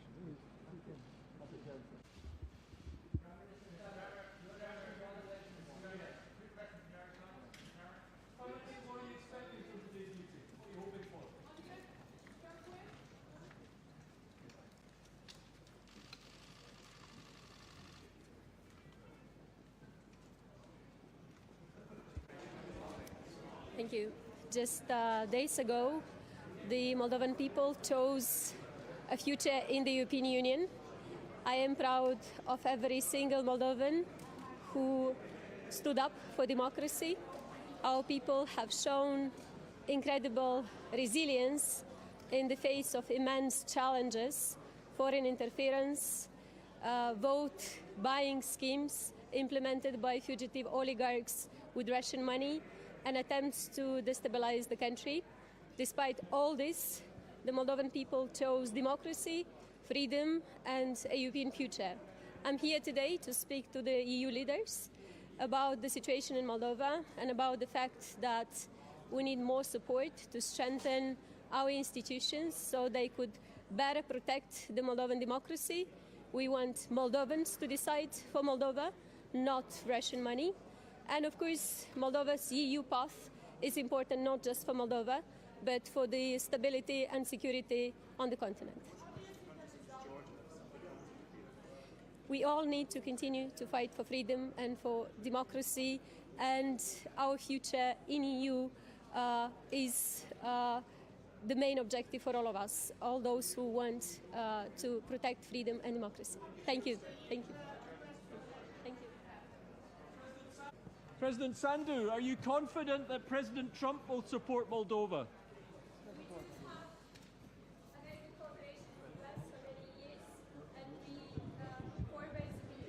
Cooperation for the benefit of the people, to strengthen security and for prosperity.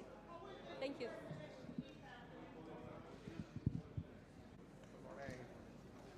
It's a pleasure to be here. It's important in these difficult times that we can meet in this group for the 5th time now, and I think it's really important to stand together as Europe and to find solutions, common solutions on our continent. So thank you very much.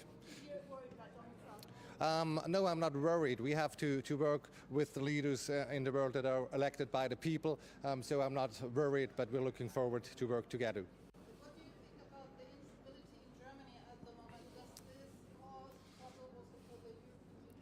Well, it does not cause any trouble for the European unity, I believe, but we look forward and hope that Germany is coming back to a stable path very shortly.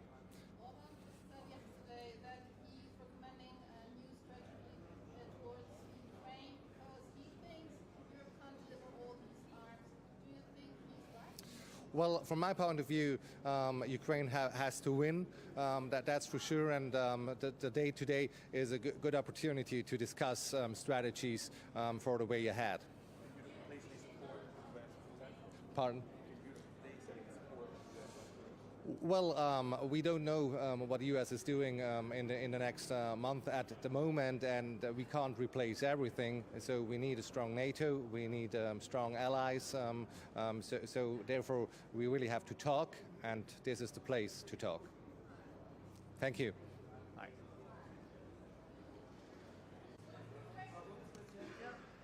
Hallo, morgen. So.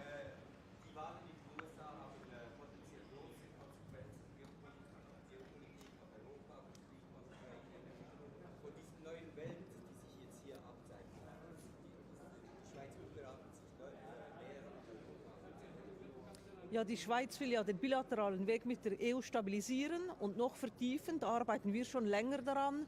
Und es ist klar, dass Europa sich insgesamt stärken muss, so oder so.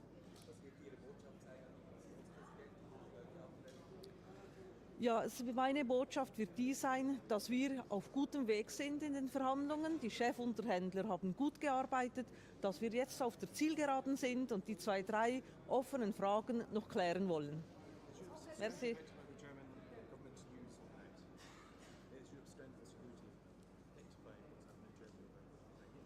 We have to see what they are doing now. I think there will be new elections. It depends when they will be. I think we have to wait their discussions. Thank you. Danke. Deutschland ist ein wichtiger Partner in der Union. Ich gehe davon aus, dass Deutschland die Probleme so rasch wie möglich in den Griff bekommen will.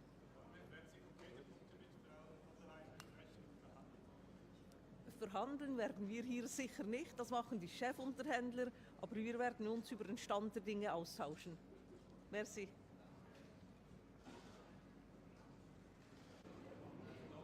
Hello.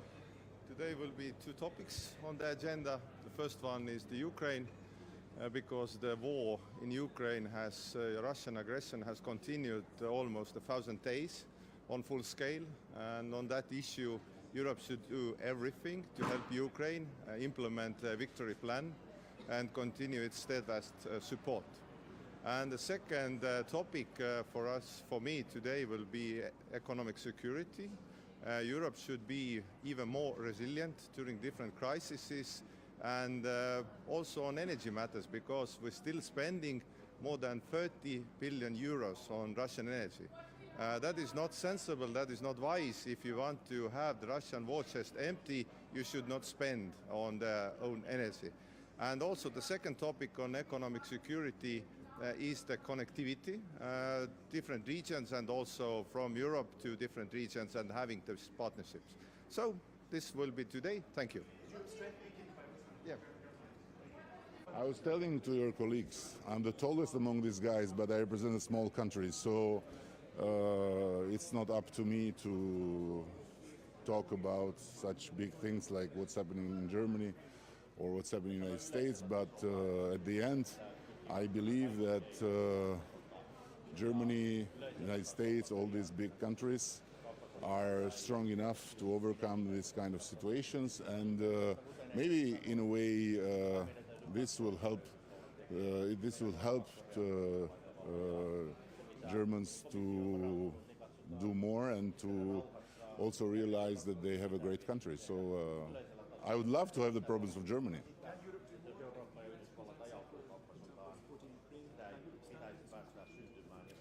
Listen, I believe that what has been said and what has been discussed intensively before the European election has gone too far, and in the meantime, what happened with the election in the United States can be a great opportunity to reshape many things and to see the world in a bit differently, and to see Europe itself a bit differently, because Europe is getting old, because Europe needs much more energy, far less regulation, and all these things, and maybe this will be an opportunity to shake up things. Why?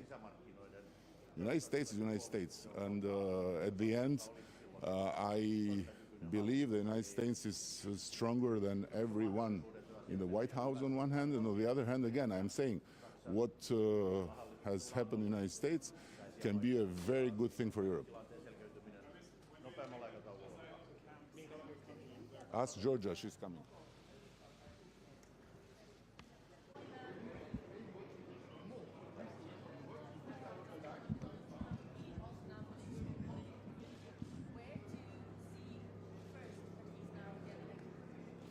Well, first of all, the European political community was founded on the principle of equal footing of all members, all countries within the European continent, with the aim of not only discussing but also finding solutions for shared challenges. But at the same time, it's an initiative that strongly believes in the partnership between the European countries as well as the United States. So it believes on the Euro-Atlantic shared values. I believe as a country that has so fundamentally benefited from this Euro-Atlantic partnership that the election of President Trump will continue to strengthen this relationship, and of course we shall all give a contribution in that regard. Kosovo has had the bipartisan support of every US administration since early 90s. We've been blessed with that support, and for that reason we have every reason to believe that that support will continue also with the administration of President Trump. What does it mean for the support of Ukraine? What does it mean for the support of Ukraine? I believe that is a question to be posed to Ukraine, but what I heard from President Zelensky is that he very much hopes and believes that the strong support of the United States towards Ukraine, its sovereignty, territorial integrity, and most importantly, its freedom will continue. That is a hypothetical question which I don't think I will ever have to answer. I strongly believe that this strong cooperation between Europe and the United States will continue, is at the benefit of world security and peace. Thank you so much, everyone. Thank you. Good morning, everyone. It's great to be at the European political community, great to be in Budapest, Hungary, a country with which we have long, strong, but also historical ties. The European political community has always given us an opportunity to not only discuss, but also find solutions for shared challenges. So I look forward to discussions on these very important issues stemming from security to economy as well as energy. And hopefully at the end of the day, we will have some productive results. But I also look forward to meeting with fellow leaders and discuss specifics of our relationship, but also ask for their support for Kosovo's Euro-Atlantic integration. No, normally we do not meet in this setting. As you know, Kosovo and Serbia meet within the EU-led dialogue. Discussions are ongoing in Brussels between chief negotiators, mainly on how we can move on with the implementation of the agreements that have been reached.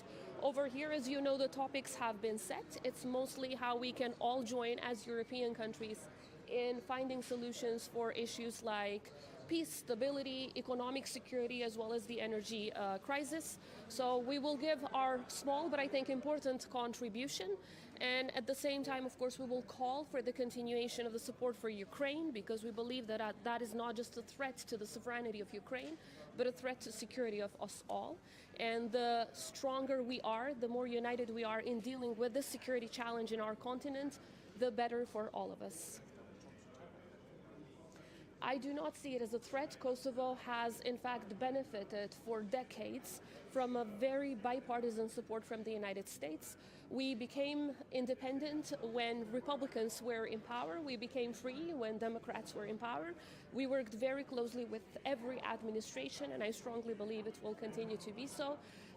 From what I hear, President Zelensky had a very good call with President Trump, and I strongly believe that with this new administration, we will all continue to work together to the betterment of peace and stability in our continent, which is, of course, in the interest of the entire world, of the entire globe.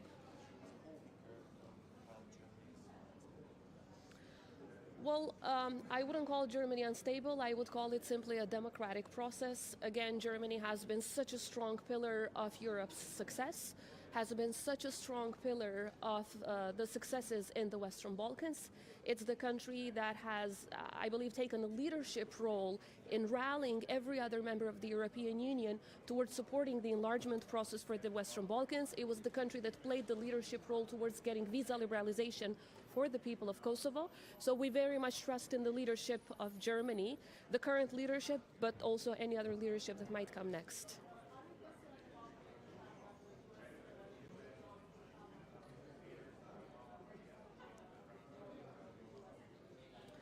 I'm a strong believer in the Euro-Atlantic alliance and partnership. I am not concerned, quite the opposite. I think that this is an opportunity to enhance our relations and to have a strong role of the United States on issues that relate to peace, stability, security, and prosperity in the Western Balkans. As I said earlier, Kosovo has been blessed with the bipartisan support of the United States. We worked closely with every other government, and I'm very much confident that we will work closely with this administration as well.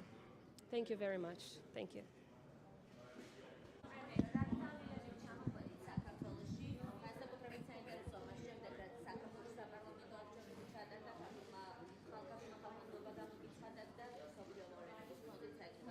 რა თქმა უნდა, ძალიან მნიშვნელოვანი ღონისძიება. ამ ღონისძიებაზე ეგრებება ყველა ევროპული ქვეყნის პრეზიდენტი, პრემიერ-მინისტრი. განსაკუთრებით საინტერესოა ის, რომ ამერიკული საპრეზიდენტო არჩევნების შემდეგ მალევე ტარდება ეს ღონისძიება ბუდაპეშტში, უნგრეთის მასმინძლობით. მე მექნება პირადად გამოსვლა თემატურ პანელზე, ასევე დასკვნით პლენარულ სესიაზე, სადაც ბუნებრივია გაჟღერდება გზავნილები, რაც უკავშირდება ჩვენს ქვეყანას, ჩვენი ქვეყნის გარშემო მიმდინარე მოვლენებს. ასევე გვექნება შესაძლებლობა, რომ ევროპელ ლიდერებთან გავისაუბროთ ყველა იმ თემაზე, რაც არის, რა თქმა უნდა, საინტერესო საქართველოს ევროკავშირის ურთიერთობების კუთხით.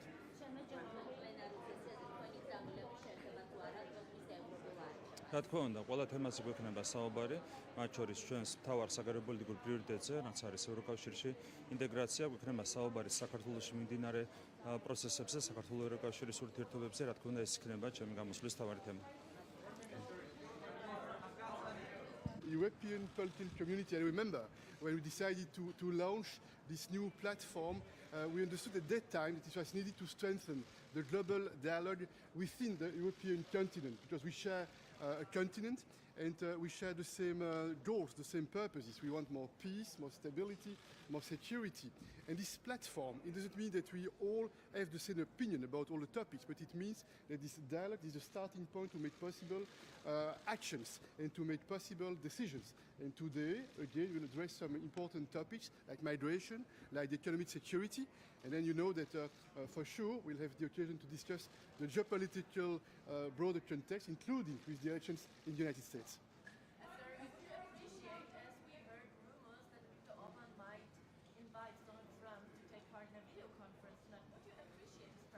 We work closely with Viktor Orban and his team to prepare the European political community and the informal European Council will take place tonight and tomorrow, and this is not planned. What is your message to Volodymyr Zelensky? What is your message to Zelensky? We are on your side, dear people of Ukraine, because we understand very well, we didn't change our mind, that you fight for our common values, for our common principles. So that's why each European Council meeting was the occasion to strengthen our support for Ukraine. It is important not to give up, because strengthening Ukraine means this strengthening ourselves. And we want a just peace, and this just peace has to be based on the principles of the UN Charter. Is Donald Trump on his side? Is Donald Trump on his side? Please. Climate change. You are planning to go to COP29 to Baku, and what is your plan to discuss with Ali about democracy? Because we have lots of problems. There are two topics. First, it's important that we have this meeting on climate change, because we can see every week and on each continent the terrible consequences of this climate change challenge for all of us. It is the case in Spain, but not only in Spain. On each journey we can see the terrible effects. That's why we need to act, and to act together, we need to meet. We need to meet to make decisions together. And it will take place in Azerbaijan, and the EU will be there. And you know that the EU is playing a very strong role to make sure that we have more ambitions, and that we deliver on our promises. And I will have also the occasion to meet with President Aliyev, and we'll discuss the bilateral relationship between Azerbaijan and the EU in all fields, including the fields you mentioned. Do you think that the Orban presidency brought closer the peace to the Ukraine? Can you repeat, please? Do you think that Mr. Orban, the presidency of Orban of the EU, is getting closer to getting peace with Ukraine and Russia? One thing is certain, the EU is strong when we are united, and we have taken the world by surprise. Maybe we have taken ourselves by surprise in showing how we are united in that, on that question, on that topic. And you know that there are two tracks. On the one hand, we support Ukraine with more military equipment, with more financial means, with more political support. The EU candidate country, the status recognized to Ukraine on the one hand. On the other hand, there's another political battle on the international stage within the international community, and is the fight in favor of the UN Charter, in favor of the territorial integrity and sovereignty, and many countries across the world. They understand very well, if at the end it's not Ukraine which prevails, it means that we are all more vulnerable, because it means that the UN Charter is not so strong. And I think that this is the main political battle in the years to come. We have to protect, to defend the UN Charter, to make sure that we do not accept any double standards-based approach. Is Europe prepared to retaliate on tariffs if Trump imposes tariffs on Europe? Look, this is absolutely clear that we would like to deepen the Transatlantic alliance and the bonds with the United States. This is our wish, there is no doubt. But we have a plan for the EU, for a stable, a more prosperous EU, and the plan is called a strategic agenda, and everything is in the plan. And now we have to implement what we have agreed on. In June, the 27 leaders at the highest European Union's level, they decided to make prosperity, security and defense, and engagement with the rest of the world as the main priorities for our common future. We know what we have to do, let's do it. And if he imposes... Please.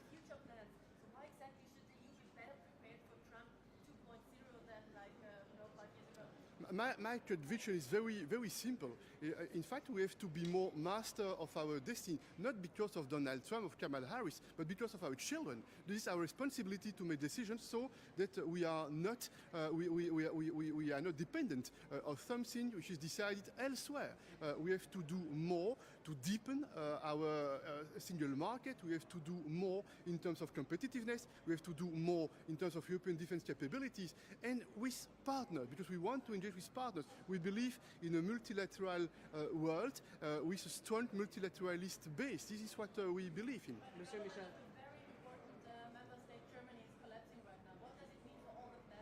Look, we have democratic institutions in our member states, and I trust the German democratic institutions. And this is the political democratic debate in the 27 member states.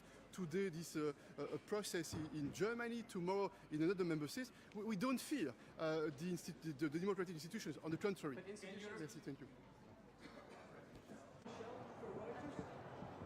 What did you learn from dealing with President Trump the last time he was in office, and how will Europe learn from that this time? What will you do differently? There is an important principle. We want to deepen our ties with the United States. This is very clear because there is a lot in common.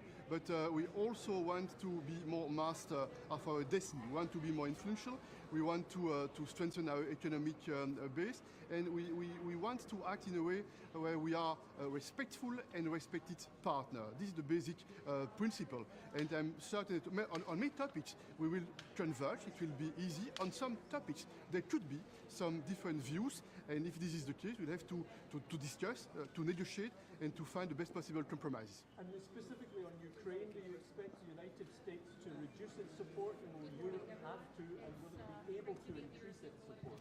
First, we have a clear position on the EU side. We want to strengthen Ukraine because we know that strengthening Ukraine is strengthening ourselves. This one first element. We also know that if we would be weak with authoritarian regimes like Russia, when they put at risk the international order, then we send a very dangerous signal of vulnerability to the rest of the world. And my final point is the following. I trust the American society. I'm certain that the American society, they know that this is in their interest, that we have to show our firmness when we engage with authoritarian regimes. Because if the United States would be weak with Russia, what would it mean for China? Thank you. One question. For the Serbian period, what is the perspective of the West Balkans to you? You know, I'm strong in favor of the Western Balkans being a member of the EU, and I hope that everyone will do his homework. On the European Union side, we have to get prepared for this enlargement, and it requires a lot of efforts in various fields. But on the side of the Western Balkan countries, they know what they have to do. They have to implement the reforms that are needed, the fight against corruption, the rule of law, and they have to resolve their disputes. And you are ready to help, to assist, but there is a clear choice. What society do you want in the Western Balkans countries? If you choose for freedoms, for democratic principles, for more prosperity, then it is very important to implement the reforms that are needed. I spent a lot of time with the leaders in those countries, engaging a lot with them, and I sincerely hope that in the weeks and months to come, some significant steps will be made in the right direction. And the right direction is the EU. Thank you. Thank you.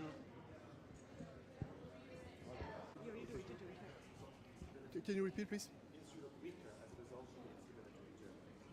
No, I think that we are always strong when we believe in democratic institutions, and we have 27 member states, all of them with their democratic institutions, and we trust those institutions. And the EU has a clear plan. This is called the strategic agenda. We know what we want to do for the future, for making Europe stronger, more resilient, less dependent, more influential for the benefit of our people. We need to deepen our single market. It will be an important debate that we'll have tomorrow, including the participation of Mario Draghi. We want to develop our defense capabilities, we want to develop our defense readiness, and we want to engage more with the rest of the world, with our allies, with our partners, the United States and some others, but also with countries which we have some differences, but we have to strengthen the global dialogue. We are absolutely convinced that the United States and Europe have a lot in common. And we are ready on the EU side to deepen this alliance with the United States based on the idea that we have to act as a respectful and respected partner, based on the idea that we have to defend the international rules-based order, based on the United Nations system, based on the idea that we want more prosperity and more cooperation in that field. And that's why I'm absolutely convinced that we will have a dialogue with the new administration. You know, when I was Prime Minister in Belgium, Donald Trump was President of the United States, I had and I have this experience in engaging with the United States, and I'm certain that the European leadership will find the best possible ways to engage in a rational way with the United States. Thank you.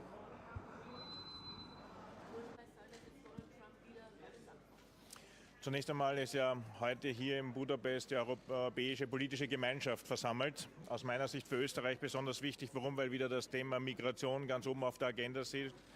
Österreich hat sich dafür eingesetzt. Ich werde gemeinsam mit dem britischen Premierminister jeweils eine Arbeitsgruppe zum Thema Migration leiten. Und das Thema wird hier sehr ernsthaft besprochen werden, vor allem auch mit den Staaten des Westbalkans. Die europäische politische Gemeinschaft ist ja größer als die Europäische Union. Und damit gibt es hier viele Möglichkeiten, auch neue Allianzen zu schließen. Die Entwicklung in den USA zeigt, dass wir jetzt alles tun müssen, um eben die Beziehungen zu den USA weiter zu stärken. Für Österreich ein ganz besonders wichtiges Thema. Die USA sind unser zweitwichtigster Exportpartner. Daher auch im Interesse der österreichischen Arbeitsplätze ist es wichtig, dass wir gute Wirtschaftsbeziehungen haben.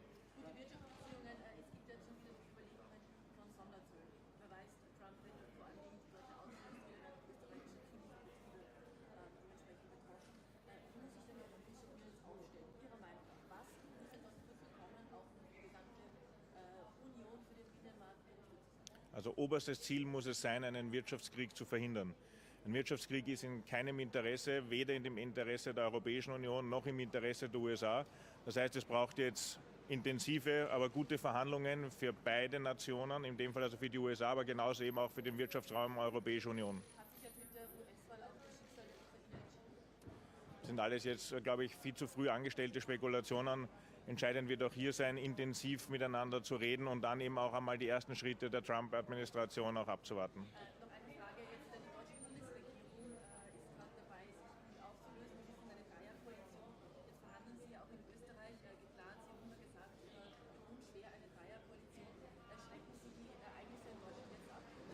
Also zunächst einmal muss man immer unterscheiden, alle Entwicklungen in einem anderen Land sind meistens nicht vergleichbar mit Entwicklungen im eigenen.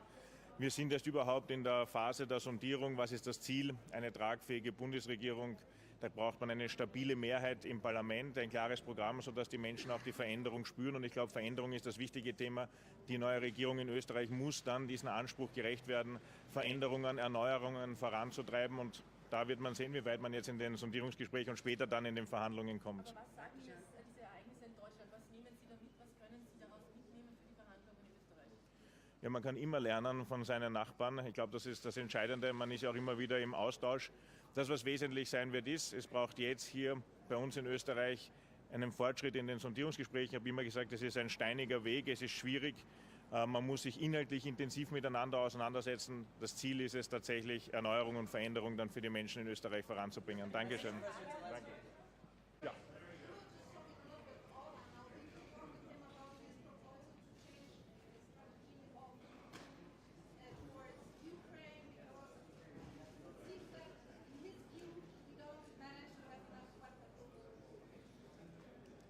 Well, we just had 30 seconds to gossip a bit, but not about these subjects. No, let me just say what is on my mind today. First of all, of course, I want to congratulate again President Trump upon his re-election. It was really a huge success for him, including capturing the House and the Senate. I look forward to work with him again. When he was president, he was the one in NATO who stimulated us to move over the 2%. And now, also thanks to him, NATO, if you take out the numbers of the US for a moment, is above the 2%. And I think very much that is his doing, his success, and we need to do more. We know this. Today, very much on my mind in this meeting is what is happening now with North Koreans being deployed in Russia. And what we see more and more is that North Korea, Iran, China and of course Russia are working together against Ukraine. But at the same time, Russia has to pay for this. And one of the things they are doing is delivering technology to North Korea, which is now threatening in the future the mainland of the US, continental Europe, but also our partners in the Indo-Pacific. Japan, for example, and the Republic of Korea. So these are really dangerous new developments, and we need to discuss that today, but I also look forward to sit down with President Trump and to navigate how collectively we'll make sure that we face this threat and that we keep our part of the world safe.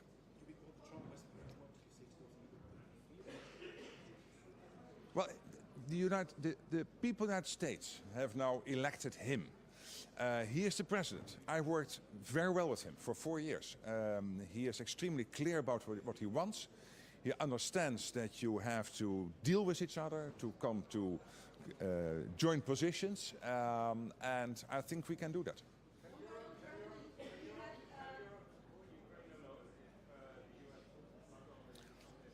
You know, the thing is this, if Russia would be successful in Ukraine, you would have an emboldened Russia at our border, having gained landmass, having gained a huge defense force of Ukraine, but also the ingenuity of the Ukrainian people. So that will be a threat not only to Europe, European part of NATO, but also to the United States. And that's why collectively we have to work not only the threat of Russia, but also the fact that these 4 countries work together, and that now very soon we will see that also the US itself is under threat from these newest technological developments, thanks to Russia giving its latest insights and technology to the North Koreans.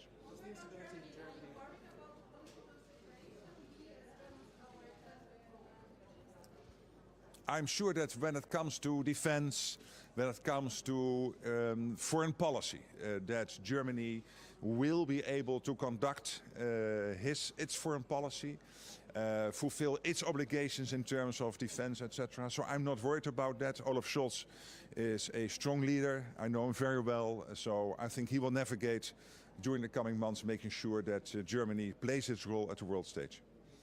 Thank you.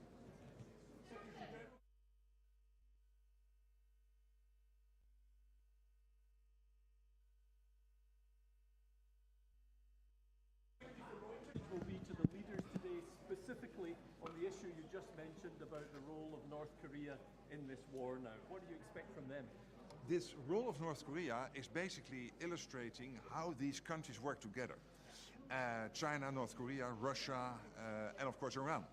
And this is more and more a threat not only to the European part of NATO, but also to the United States, because Russia is delivering the latest technology into North Korea in return for North Korean help with the war against Ukraine. And it is a threat not only to the European part of NATO, but also to the US mainland. And that means that in the Pacific and the Euro-Atlantic, but particularly also within NATO, US, Canada, and the European part of NATO, we have to work together.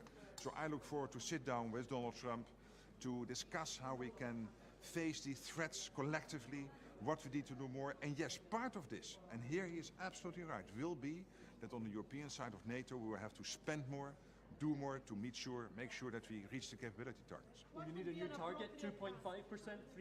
He said 3% of GDP is what NATO members should be spending. What we're currently doing, it will be much more than a 2%. I'm absolutely clear about that. Then you need to have a debate. Is this an overall target again like the 2? Or do you work from the capability targets for each of the allies, what they need to achieve? And then you might have some different percentages per country. But it is absolutely clear. He is right on this. You will not get there with the 2%. On the loan to Ukraine, Trump said he won't support it, or he will go up to 7%. Well, I'm not going now into every policy detail, but thank you so much. See you later. Morning. Good, how are you? Just a few questions. Of course. Trump has pledged tariffs of between 10 and 20% on imports. How detrimental would that be to Ireland and our Dublin economy? Well, I think a couple of things. I mean, firstly, President Trump has won the election in the United States decisively, and obviously the European Union and Ireland will now work with the democratically elected President-elect of the United States. Second point to make, I suppose, is Europe and Ireland have already worked with President Trump in his previous administration, and I think it's now important that in the days, weeks and months ahead we assess what President Trump may do versus the various policies that he has outlined. I think also, I mean, President Trump is a businessman. He is somewhat transactional, and I think he will understand that the relationship in terms of trade is a two-way relationship. It's a relationship in terms of jobs is now a two-way relationship, and whilst there are many, many jobs in Ireland as a result of US foreign direct investment, there are also now Irish jobs from Irish-owned companies in every single state in the United States of America. So I hope, and I think the purpose of today's meeting is to begin to assess the outcome of the US election. US elections are always consequential beyond their own borders, and to see how we can best prepare to deal with the new administration. I would make the broader point that one of the very reasons we have ran budget surpluses, one of the very reasons we have put money aside into funds to protect for the future, is to make sure that if there is any shock to the Irish economy in the years ahead, or to the European economy, or any sort of transatlantic trade shock, that actually there is a buffer in place in the Irish economy. And I think that's really important. We've been often excoriated as a government and my own political party for making those decisions by political opponents. I think those decisions seem even more wise today than they did last week. And what's your concern in relation to his tax proposals, in the OECD? Do you think it's realistic that there could be some massive outflow of FDI back to America in terms of multinational companies? I don't, because, and we obviously need to continue to monitor all of this closely, and we do need to be aware that the risk of a transatlantic trade shock has now increased. I think that is a statement of fact, but we need to work our way through all of these things, and we need to engage with the new administration at a European level, because of course trade is at an EU level. But companies locate in countries for many reasons, not just tax. And at the end of the day, and I think President Trump will understand this as a businessman too, the European Union is a major market. It is a major market and a major opportunity for the US to do business with the EU and for the EU to do business with the United States. And Ireland has always offered not just a competitive tax offering and not just worked at a global level in terms of settling those tax issues in terms of rates, but we've also offered talent. We've also offered access to the European Union. We've also offered being a country that can bridge the Atlantic in terms of the US and the EU, and a country that has been a gateway into the massive market that is the European Union. And I think all of those things remain a reality after the outcome of the presidential election. There's prevailing sense as well that Europe will need to do more on defence, potentially with Ukraine, and the funding being pulled there. Is it time for Ireland to examine neutrality, or are we going to continue to kind of free ride in the sense that we have been doing on defence? No, so I think there are two very different things. I mean, the Irish position of military neutrality is not up for discussion. There are no plans to change Ireland's military neutrality stance, but you can say that and also say the next thing, that Ireland does of course need to be aware that we're not immune to the risks that exist in Europe, to threats that exist, including cyber threats, and therefore I think the Commission on Defence did good work on that in our country. There will be a need to invest more in defence and in working on security, because just because you're militarily neutral, it doesn't mean that you're immune from those risks. I think in relation to Ukraine more broadly, and I look forward to seeing President Zelensky today. I mean, Europe has to stand with Ukraine for as long as it takes. We cannot have a situation where a country can, through aggression, through illegal war, annex people's territories. And there's been a lot of good work done in terms of the Peace Summit in Switzerland, which I attended, and other meetings to try and chart a way forward to bring peace to Ukraine. But that has to be grounded in the principles of the UN Charter, and I look forward to having an opportunity to really take stock today with around 39 leaders from across the European Union and the broader EU family, including the British Prime Minister, on these issues. And have we sought a call with President-elect Donald Trump?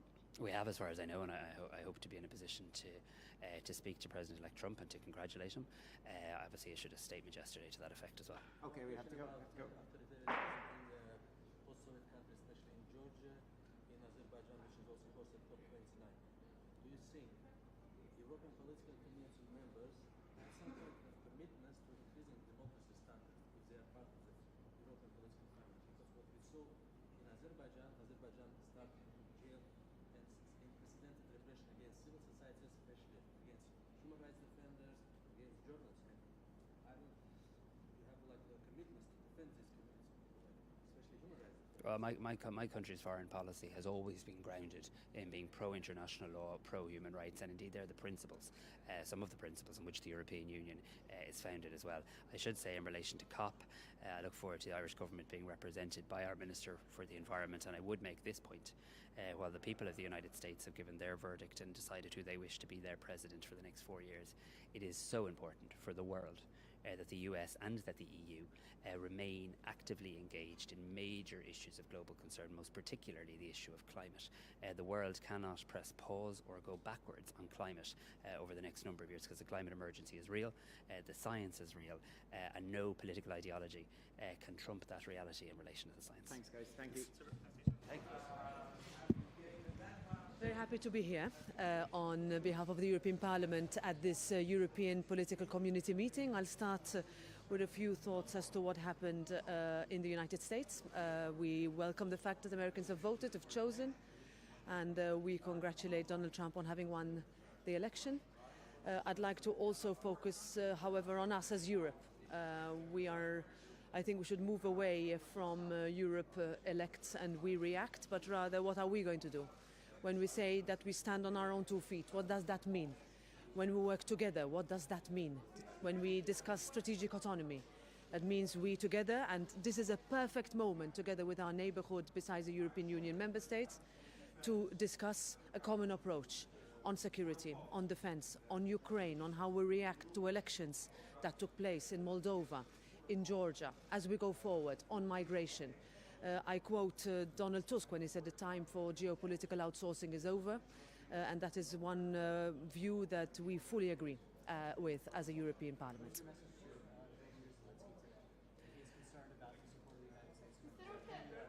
Well, first of all, I understand that President Zelensky and President-elect Trump have talked. They talked in September and they talked yesterday. As I committed to President Zelensky a couple of weeks ago when we met in Brussels, is that we will continue to insist that no decision about Ukraine should be taken without Ukraine. Of course, we would be concerned if anything else were to happen. But I think the message, and also what you've seen from all member states today when you asked, is that we stand fully committed. We are entering almost 1,000 days of war. It is not going to be an easy winter, but if we let up on Ukraine, then what would be the message? Not only to the world, but especially to Putin.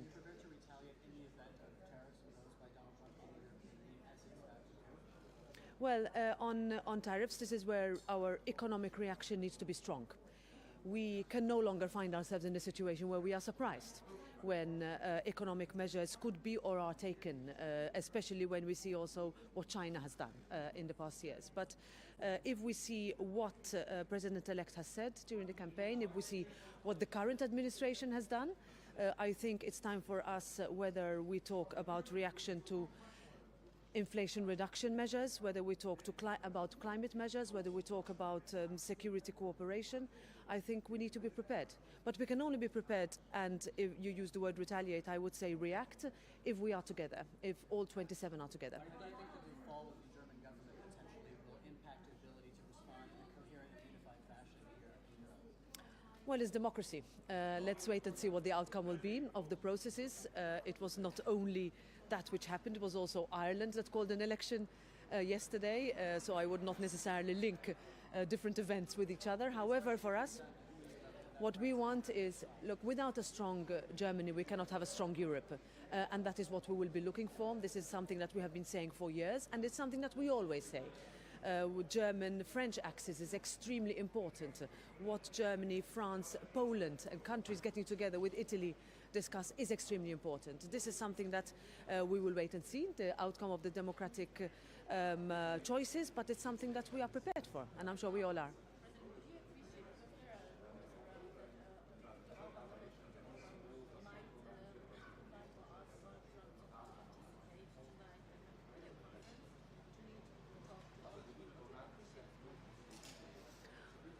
Well, we will have to see whether there is a truth to what is being said.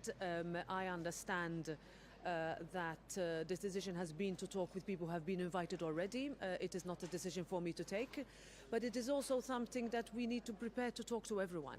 And let's hope for a very good summit today. Thank you very much. Thank you. No. Yes, very quickly. Yes. Well, let's wait and see. This is democracy. We will look forward to the next few months where we call on political stability, when we call for all actors to act with responsibility as we wait for what is inevitable for a new electoral process in Germany. One thing's for sure, Europe is not strong without a strong Germany, and that is one thing that we will look forward to continuing to see in the next few months. It is very important for us. Thank you very much.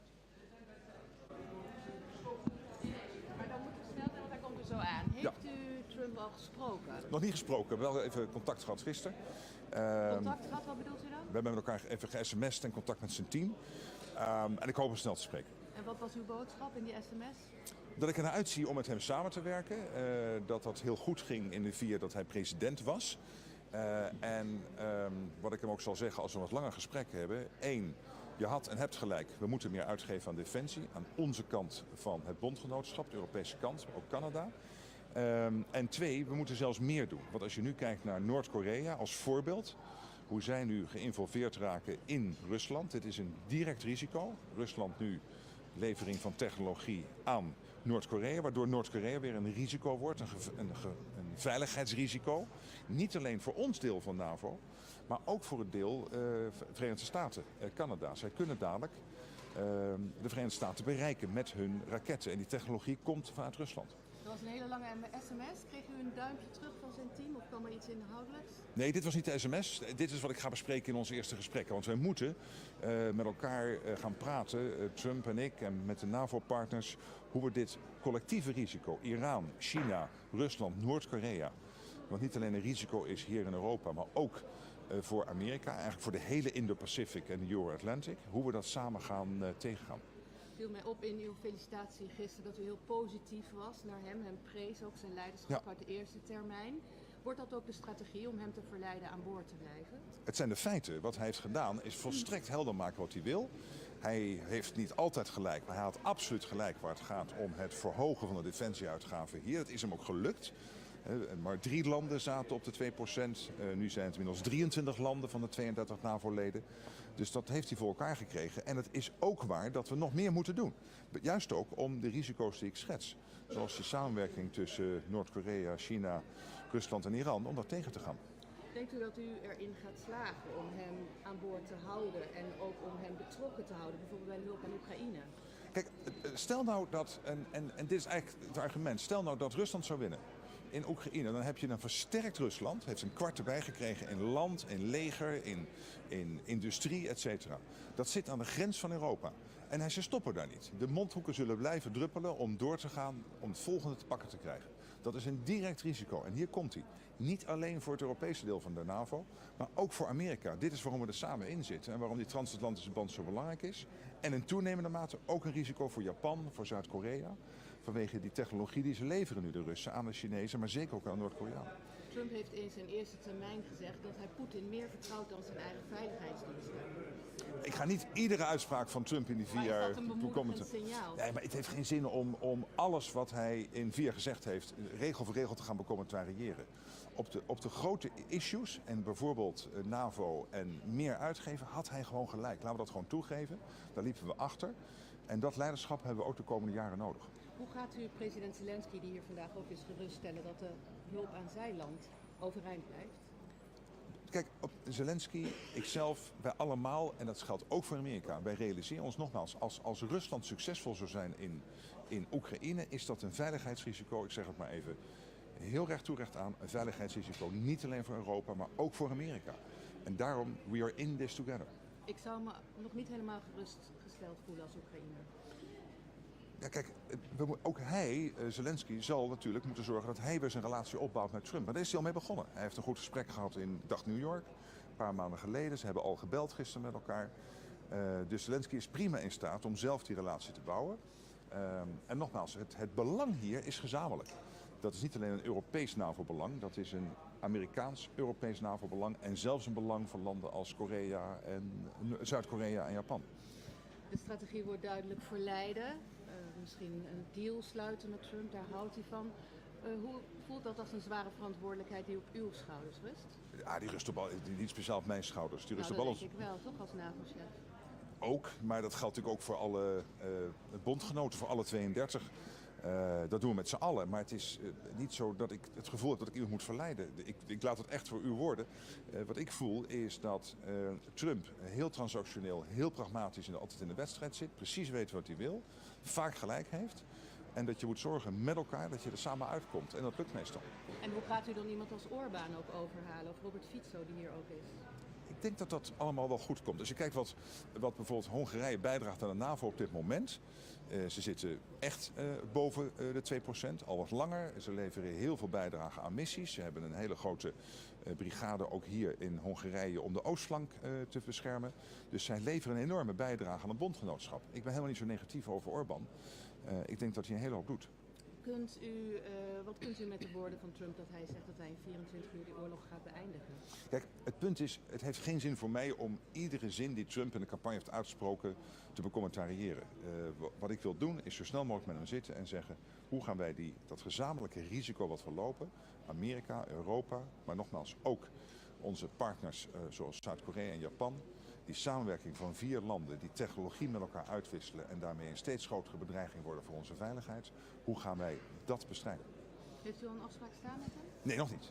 De teams zijn allemaal bezig en hij is natuurlijk net een paar uur, wat is het, 24 uur weet hij dat hij weer president wordt. Maar er wordt hard aan gewerkt. Als u diep in uw hart kijkt en u denkt, hoe ziet de NAVO er over een jaar of 2 jaar uit? Wat denkt u dan? Sterker, ik denk dat we allemaal ook met zijn presidentschap snel besloten hebben nog meer uit te geven. En dat moet ook echt, want er zijn te grote gaten nog in onze verdediging. Niet voor de korte termijn, maar wel voor de langere termijn. En daar gaat hij echt een grote bijdrage aan leveren. Dus ik ben daar positief over. En bedoelt u dan de bijdrage naar 2,5, 3, 4%? Dat is even de vraag of je van 2 bijvoorbeeld naar 3 gaat overall. Of dat je per land gaat kijken wat zijn precies de gaten die je moet vullen. En dat je op basis daarvan dan per land vaststelt wat moet het target zijn. Hey, dankjewel, leuk je weer te spreken. What does Donald Trump's win mean for Ukraine? I think what it will mean for all of us is that you have a president who is experienced, who is extremely clear about what he wants. He will push us all to spend more on defense, and he is right on this. He was right, he got his way, we went to the 2%, thanks to his doing for a large part, but he will also force us to do more in the future. And when you look now at North Korea getting involved in Ukraine, delivering the latest state-of-the-art missile technology from Russia. The fact that China, Iran, North Korea and Russia are working together. This is a threat not only to the European part of NATO, but also to the United States mainland, but also to our partners like Japan and Republic of Korea. I have to go in. Thank you. Ich meine, dat een dialoog met de Europese Unie en darüber hinaus enorm wichtig ist, wenn Wahlen in Amerika geschehen, aber auch unabhängig von den Wahlen, aber besonders nur den Wahlen noch. Guckt Amerika als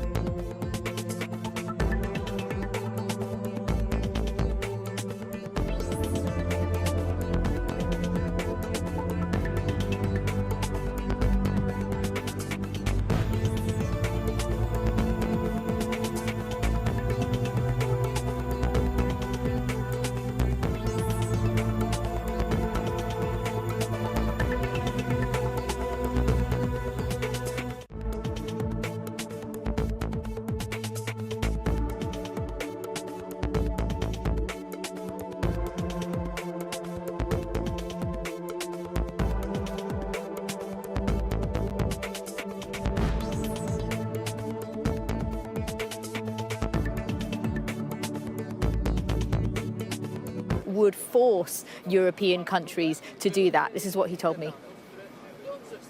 I think what it will mean for all of us is that you have a president who is experienced, who is extremely clear about what he wants. He will push us all to spend more on defense, and he's right on this. He was right, he got his way, we went to the 2%, thanks to his doing for a large part, but he will also force us to do more in the future. And when you look now at North Korea getting involved in Ukraine, delivering the latest state-of-the-art getting delivered the latest state-of-the-art missile technology from Russia. The fact that China, Iran, North Korea and Russia are working together. This is a threat not only to the European part of NATO, but also to the United States mainland, but also to our partners like Japan. So his message is pretty stark, and the Prime Minister is yet to set out how the UK will get to his campaign promise to spend 2.5% of GDP on defence. So questions all round about how Europe steps up to this big challenge. Viktor Orban, the Prime Minister of Hungary and ally and friend of Donald Trump, he's talked about champagne corks popping at the prospect of his re-election, is chairing this summit. But he is very much out on a limb there. The rest of Europe very much wanting to support Ukraine. We'll see how much of how strong they are in their support in what they say later today. Tamara joining us from Budapest. Appreciate the update. Thank you. You're watching Sky News Today. Still to come this afternoon, as the Bank of England reduces the interest rate to 4.75%. The bank's governor will give a news conference at 12:30. We'll bring it to you live.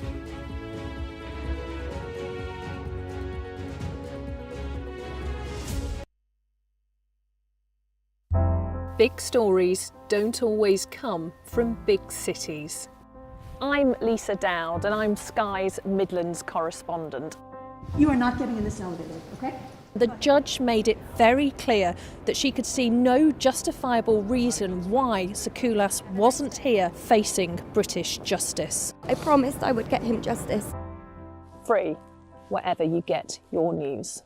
This is what they're up against. The wind is the really big problem. It is back-breaking work and the smoke is thick. It's been working well. Water levels are dropping, but no one knows what impact further rain will have. What would you do if this place wasn't open? This is the exact spot in Nottingham where their 19-year-old son, Barnaby Webber, lost his life. I just think it's so cruel and so harsh. It's really scary. We're terrified. In this community, I'm told that everybody knows someone affected by COVID. Hopefully this will be the last wave. Sky News gets the full story first. Change seems tantalisingly close in this corner of the UK. Wales was the first to introduce the plastic bag charge. It's legal to let go. Set the speed and take the hands off. It's almost driverless, but not quite. Hands is a highly trained police dog. The force is incredible. It's really frightening, actually. This is my patch, my specialism. It's also my home.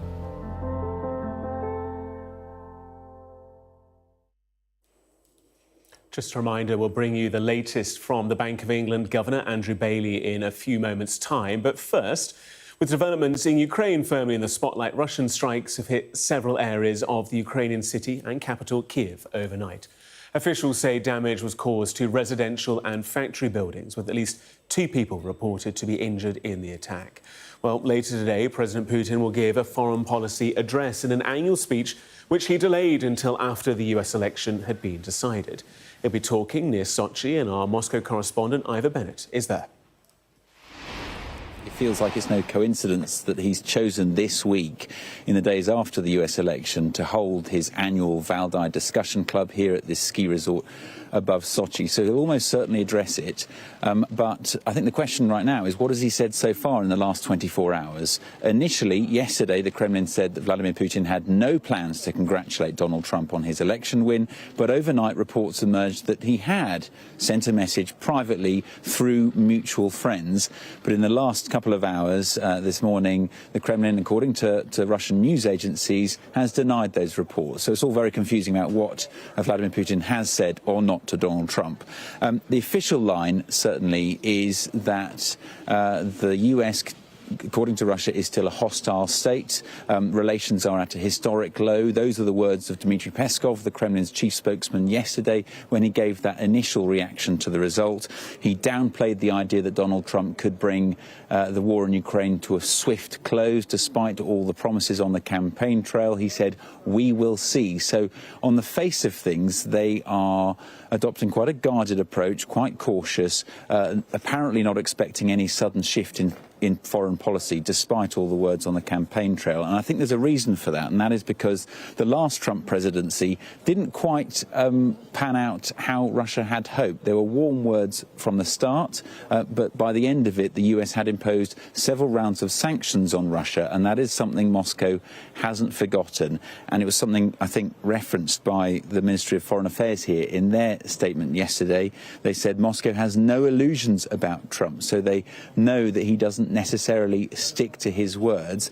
But I think given all the criticism on the campaign trail by the Trump team of US military aid to Ukraine, I think it's hard not to believe that he was the Kremlin's preferred candidate in this race, because if he does curtail the military support to Ukraine, then that puts Ukraine in a very difficult position on the battlefield. It could well force them to the negotiating table in a position of weakness and conclude with a peace deal that is in Russia's favour. That is an outcome that Ukraine, of course, and its Western allies are desperate to avoid, because it would be seen as rewarding Vladimir Putin, giving him something that he can spin as a victory over the West. But despite that potential for a positive outcome for Moscow, for now they're keeping their cards very close to their chest. Ivor Bennett for us there in Moscow. We've just had reaction in the last few minutes from the Chancellor, Rachel Reeves, in response to the Bank of England's announcement it is cutting the base rate. Let's take a listen. It's welcome news for millions of homeowners and businesses that interest rates have been cut today to 4.75%. I do, though, recognise that for many people who took out mortgages a few years ago, they're still looking at higher rates because of the spike in interest rates after the Conservative mini-budget 2 years ago. And that will make it more expensive for homeowners, won't it? Because that's not going to necessarily make their mortgage payments cheaper. The news today is welcome news. The interest rates are now on a downward path, and the Bank of England governor said that the interest rates would continue gradually to come down. That's welcome news for families and business owners who have been hit by the higher cost of living and higher interest rates after the damage and the chaos that the Conservatives caused to our economy. Your own forecasters, the OBR, say your budget measures add to inflation and indicate fewer rate cuts ahead. The markets are saying the same, expecting 3 cuts instead of the other one that you suggested that you were going to do 5. How much is this down to your budget, and isn't this exactly what you accused Ms Truss of doing? Well, interest rates are now on a downward path, evidenced by the cut in the interest rates today by the Bank of England. And both the Office of Budget Responsibility and indeed the Bank of England forecast today shows that the economy is growing, interest rates and inflation. Let's take you live to the Bank of England now. You can see the Governor Andrew Bailey in the centre of your shot, about to give a news conference following that latest interest rate decision. Let's take a listen. Joined by Claire Lombardelli, Deputy Governor for Monetary Policy, Dave Ramsden, Deputy Governor for Markets and Banking, and the Governor Andrew Bailey. Andrew will start with opening remarks, and then we'll have time for questions. Thank you, Katie. Inflation has been close to our 2% target for more than half a year now. And today we have been able to cut bank rate again by 0.25 percentage points to 4.75%. The best and most sustainable contribution that monetary policy can make to growth and prosperity is to ensure low and stable inflation. I'll start my remarks on recent developments and the near-term outlook for inflation, then turn to our medium-term forecast and its determinant drivers, before concluding on today's monetary policy decision. Chart 1, it's just come up, shows the evolution of 12-month consumer price inflation, that's the purple line, over the past year. It's fallen a long way to an average of 2% over the past 5 months and 1.7% in the latest data, which were for September. This is 0.4 percentage points below our August projection, which is shown in orange, and around 1.5 percentage points below our projection from a year ago, which is the blue line. So the disinflationary process has progressed well, and indeed faster than we expected. Both oil and gas prices have been significantly lower than market pricing suggested a year ago, but the downside news to inflation over the year has also reflected lower than expected food, core goods and services price inflation. Since August, services inflation has fallen quite sharply to 4.9% in September, 0.6 percentage points below the projection we made in August. Looking further ahead to the next 6 months, which is shown in the shaded area of chart 2 that's just come up, we expect consumer price inflation to rise somewhat as the drag from lower energy bills wanes, that's the orange bars, and the contribution of services price inflation comes to dominate, that's the yellow bars. It's encouraging that we can now move forward from a lower starting point. But services and price inflation remains elevated, and recent downside news has tended to be driven by more volatile components, such as airfares and accommodation. We still need to see services price inflation come down more broadly to keep headline consumer price inflation at the 2% target. Monetary policy has been guided by the need to squeeze remaining inflationary pressures out of the economy to achieve the 2% target sustainably. We have needed restrictive monetary policy to lean against domestic second-round effects from those global inflationary shocks. We now face the question of whether the remaining domestic inflationary pressure, for instance manifest in services price inflation and pay growth, will dissipate naturally now that the global shocks initially driving up inflation have unwound, or whether achieving this disinflation will require a period of economic slack in the UK economy. Alternatively, are we experiencing sustained changes in the structure of the economy with longer-lasting effects on inflationary pressures? These have become important cases in the MPC's deliberations. As policymakers, we can think that all 3 cases are of relevance, albeit to different degrees. Now, the forecast that we publish in the Monetary Policy Report today is based on the second case. In the projection, second-round effects on domestic prices and wages are expected to take somewhat longer to unwind than they did to emerge. But a margin of slack emerging over the forecast period is sufficient to ensure that consumer price inflation falls back to the 2% target in the medium term. And this is shown in chart 3. The blue line is the projection for consumer price inflation, conditional on the 15-day average of the market-implied path for interest rates to the 29th of October. That's our usual convention. Headline inflation increases to around 2.75% by the second half of next year before falling back to around the 2% target over the medium term. Alongside the forecast, the committee has also considered the 2 alternative cases for how the persistence of inflationary pressures may evolve. In these cases, inflationary pressures may prove to be either less persistent or more persistent than in the projection. And this is set out in more detail in a box in the report. I'm now going to add some reflections on the key judgments that we've made on the outlook for inflation. Our November projection is conditioned on government policies as announced in the autumn budget. Chart 4 shows public sector net borrowing and how it is projected to change relative to the previous March projection by the Office for Budget Responsibility. In the autumn budget, the path for public sector net borrowing is higher than it was in March, but the chart on the left also shows that the difference is more pronounced in the first than in the future years. Public sector net borrowing is still projected to fall significantly over the forecast period.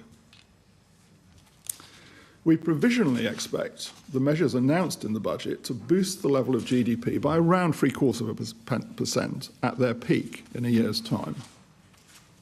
This reflects the stronger and relatively front-loaded paths for government consumption and investment, more than offsetting the impact on growth of higher taxes.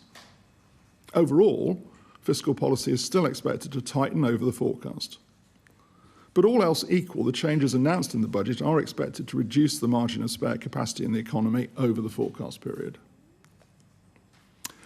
The marginal effects on our inflation projections from the autumn budget are shown in chart 5, which has just come up. Combined, measures push up on inflation by just under 0.5 percentage point at their peak. That's the white line. The extended freeze on fuel duty pushes down on inflation over the next fiscal year, that's the orange bars.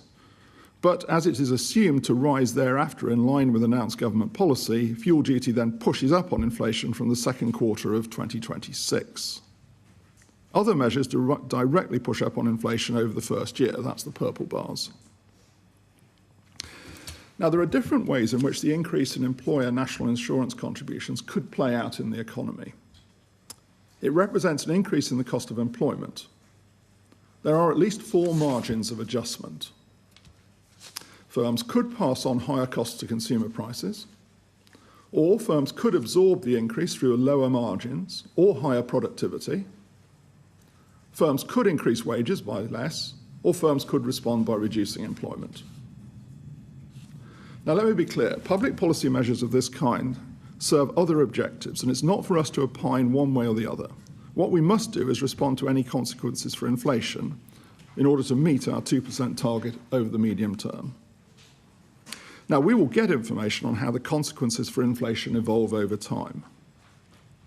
A gradual approach to removing monetary policy restraint will help us to observe how this plays out, along with other risks to the inflation outlook. Developments in the UK labour market continue to be very important for assessing developments in inflationary pressures. There are mixed signals from the data. Wage growth remains strong relative to our models, perhaps reflecting some continuing real wage catch-up in a still relatively tight labour market. As chart 6 shows, annual growth in private sector regular pay, that's in blue on the left-hand side, has eased to 4.8% in the 3 months to August, down from a peak of just above 8% in mid-2023, and indeed in line with our expectations in August. A normalisation in inflation expectations and easing in labour market tightness have supported that moderation in pay growth. Consistent with the slowing in the official measure, a bank staff indicator model of underlying pay growth has also declined in recent quarters, pointing to underlying wage growth of around 4.8%. That's the orange line. Along with some, but not all, outside surveys and measures seen on the right, this points to a gradual but progressive move down in wage growth towards levels consistent with the 2% inflation target. The bank's agents also suggest that wage settlements could continue to come down, perhaps to around 2 to 4% next year, compared with 6 to 6.5% in 2023.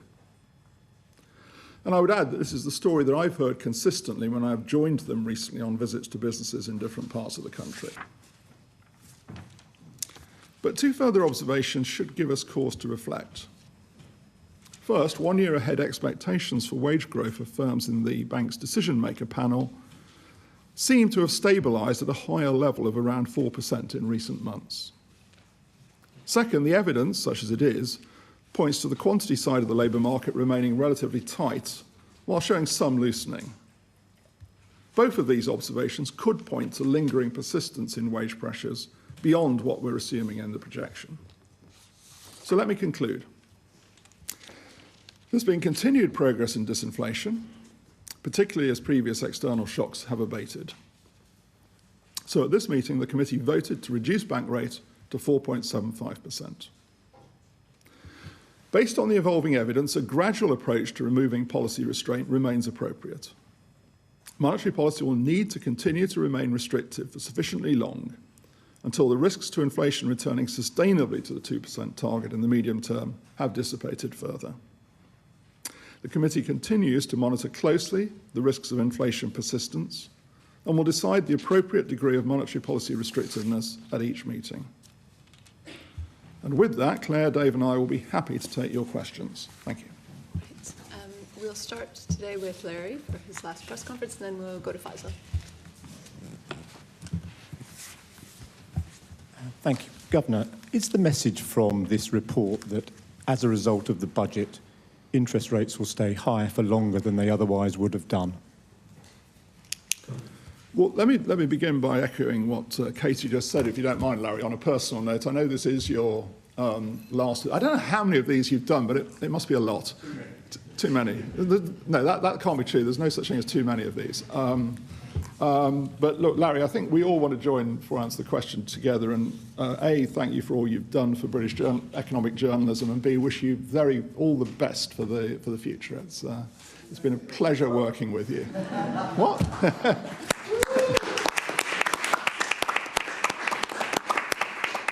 And you are, of course, the first person ever to get applause in this press conference, because we will never get it. So all the best, Larry. So on the question about the budget, look, we've set out the picture. I would say, look, we've cut interest rates today. So, I mean, that, of course, is actually obviously significant in the context of the news. You'll see that the view we've reached, so that's the first thing I'll say. Yes, there is some upward effect on inflation, but the path of inflation, as we've set out, we think, returns to the target. By the horizon that we look at, and that is what has given us, in a sense, support for cutting rates today. But what I would say, and I'll just re-emphasise what I said earlier, is that there's obviously a lot that we will learn about the effects of the budget as they pass through. I think it's important that we have time to do that. We all have time to do that. And so that underlines, again, the message we've given today. We'll need to see how these effects pass through. You saw I laid out quite carefully the channels through which the impact, for instance, on employment costs can work. They are obviously quite different channels, actually. We can have combinations of those. We no doubt will have combinations of those channels. And we'll want to observe very closely how that works. Our agents are fully primed to go out and start asking about it, and we'll want to get that information. Do you want to? Can I add one thing just on? I mean, the market curve always moves around, and as we flag in the minutes, I mean, in the run-up to the budget, it was being pushed up by US data developments. That's quite common. There has been movement since the budget. But we're seeing, we're seeing quite a lot of movement in the curve at the moment, given the events that are taking place either domestically or globally. So I could add a bit about the detail, if you like, on the impact of the budget as we have seen it. You can see in our projections we've been quite clear. So obviously, the front-loaded fiscal loosening that the budget represents means we've got higher inflation by 0.3 percentage points at the end of next year, 0.4 the year after, 0.3 the one after that. That's quite similar to what the OBR have. Actually, they've got a slightly different profile because we, have slightly different views on the multipliers. They're slightly more front-loaded. But you can see there the impact of the budget on inflation, and that is, of course, set in the much wider context of what we've seen on inflation in terms of actually the numbers coming down and coming down by more than we expected recently, but also on the inflationary pressures that we see, and those also coming down, which explains basically the decision today. Can we go to Faisal? Yeah. Faisal Islam, BBC News. Just to reiterate that point, should people at home, should households expect mortgage rates, for example, to be higher than they otherwise would be, even a bit, as a result of the budget? And are you happy that the market response post-budget has been orderly? Well, I think on mortgage rates, we've actually, we've seen some reduction in mortgage rates since the August report.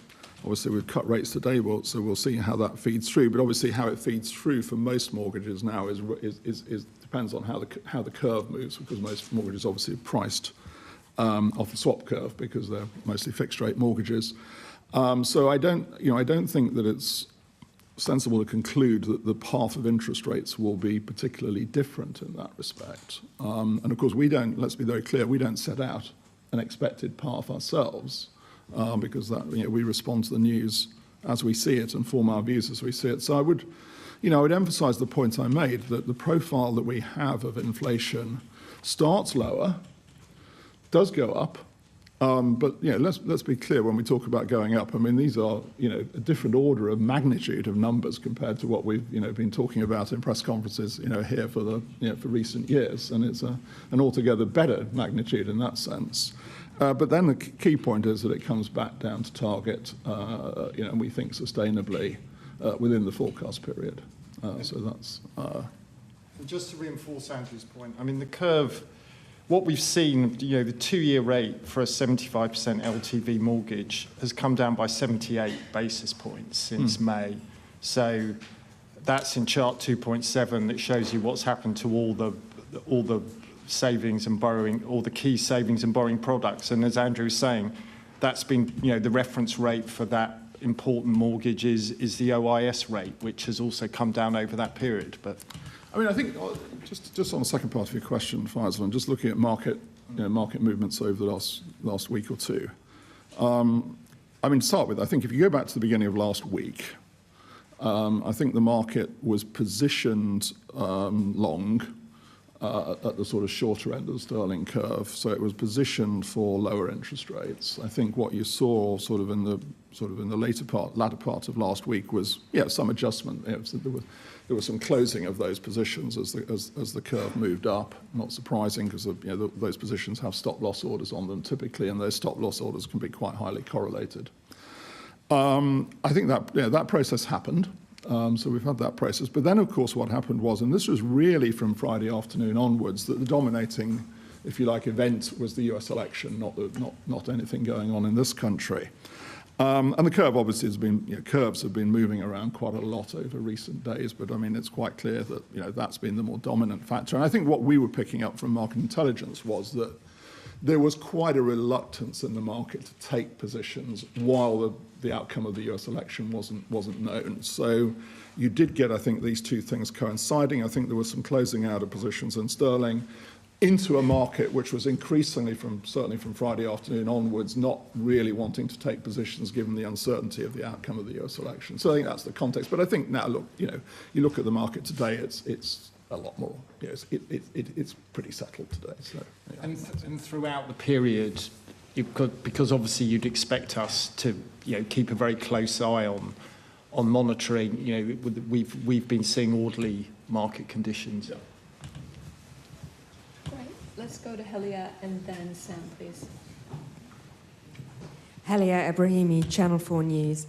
Governor, what's your message to households today? You seem to be saying that you're cutting interest rates because inflation is coming down. In fact, it's coming down faster than you expected. But you're also in the book saying that inflation isn't returning to target now until the middle of 2027, compared to the middle of 2026, which you thought before the budget. On balance, has the budget made your job harder? So the message let's take two parts to the message. The first part is, you said quite rightly, is, look, we've got good news. The disinflation process, as I showed in the first chart, it not only continues, but actually has been faster than we expected. And not just faster over the last year, faster since we were last here in August, and that's good. And it's encouraging. There is greater uncertainty out there. Now, I would point to two things. I mean, first of all, there is greater global uncertainty, without doubt. The second thing to say is that there are domestic uncertainties, and I pointed to two of them in my remarks. One was just to emphasize, we need to obviously see how the budget measures pass through in terms of their economic effects, and then I pointed again, as I have done in the past, obviously to the labour market and how the adjustment of the labour market continues, and those things obviously are related as well. So it's a point about uncertainty, and that's why, as you'll have observed, the word gradual once again appears in our language.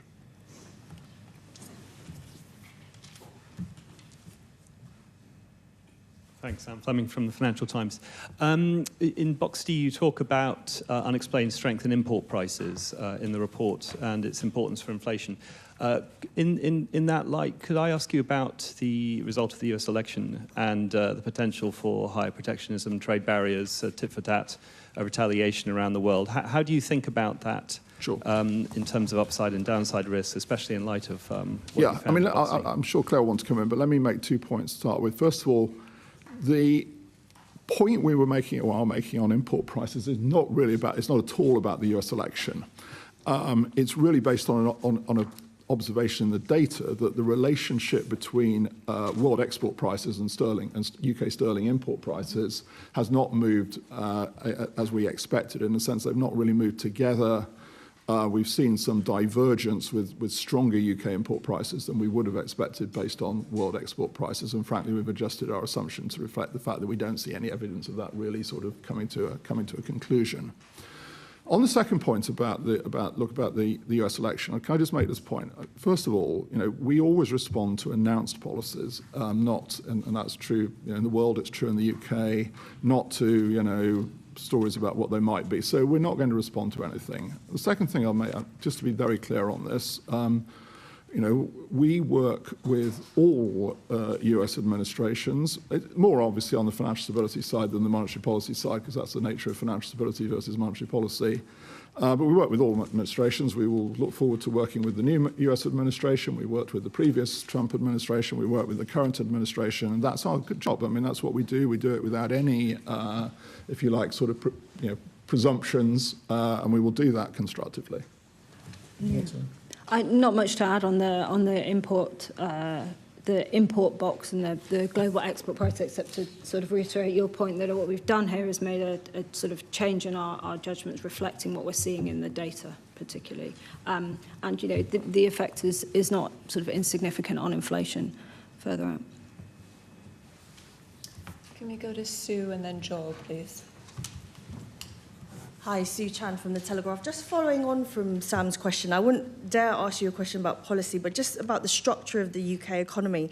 How exposed is the UK economy to a potential global trade war? And given the UK exports more services as opposed to goods to countries like the US, are we more immune? Well, I mean, the UK is an open economy. That's one of the things we always say about the UK economy, and it's true. It's an open economy. Of course, many economies are open, so we're not unusual in that respect. So, look, I think we will have to watch this very, very close, as we will. We'll watch it very closely. As I said, I'm not going to make any presumptions about what will happen, because I don't think that's either A, consistent with our policy remit, or B, wise. Frankly, I think let's see what happens. And there will, I'm sure, be a very open dialogue between both our government and the US administration. And I say where appropriate, just to reiterate the point, we work very closely with US administrations because it's obviously the right thing to do. And we will no doubt over time be able to get a better sense of A, what the policies are, and then B, to answer your question, how they might affect the UK economy. And of course we'll do that. But I'm just not going to, I don't think it's useful or wise to enter into sort of speculation at the moment as what they might be, because we just don't know. Joel Hills from ITV News. I have a couple of questions. We have had a significant rise in UK interest rate expectations in the last few weeks. How much of that do you assess is down to domestic UK factors, and how much of that is down to international factors, please? And you have just cut to 4.75%, a level you say is restrictive. You'll get a round of applause if you do answer this one. You are talking about gradually removing policy restraint. Yeah. At what level of interest rates would policy no longer be restrictive, please? Because you must have that in mind when you make those statements. Well, that's, of course, the Ben Broadbent Memorial question. Yeah, but you're probably safe from getting the Ben Broadbent Memorial answer, where he'll talk about John Williams, the Welsh economist. So we'll save you that one. Look, to start with the interest rate point. Look, let me give you one, I think, quite interesting fact.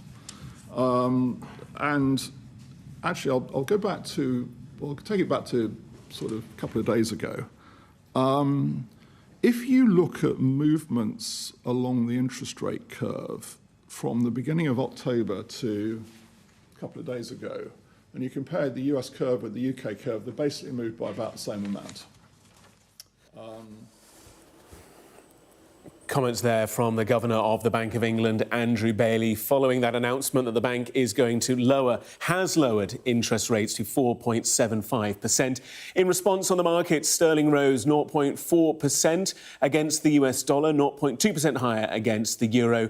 Elsewhere, the Bank of England's Monetary Policy Committee said that the Chancellor's £70 billion package of tax and borrowing measures will deliver a 0.75 point increase to GDP next year. You're watching Sky News. Still to come throughout the course of this afternoon, we'll bring you all the latest from the United States. We're expecting Joe Biden to make an address from the White House to the nation at around 4 p.m. local time here in the UK. We'll bring you all of the developments as they happen. Plenty more insight, analysis and coverage on the Sky News website and the Sky News app. Stay with us, of course, for the full story first.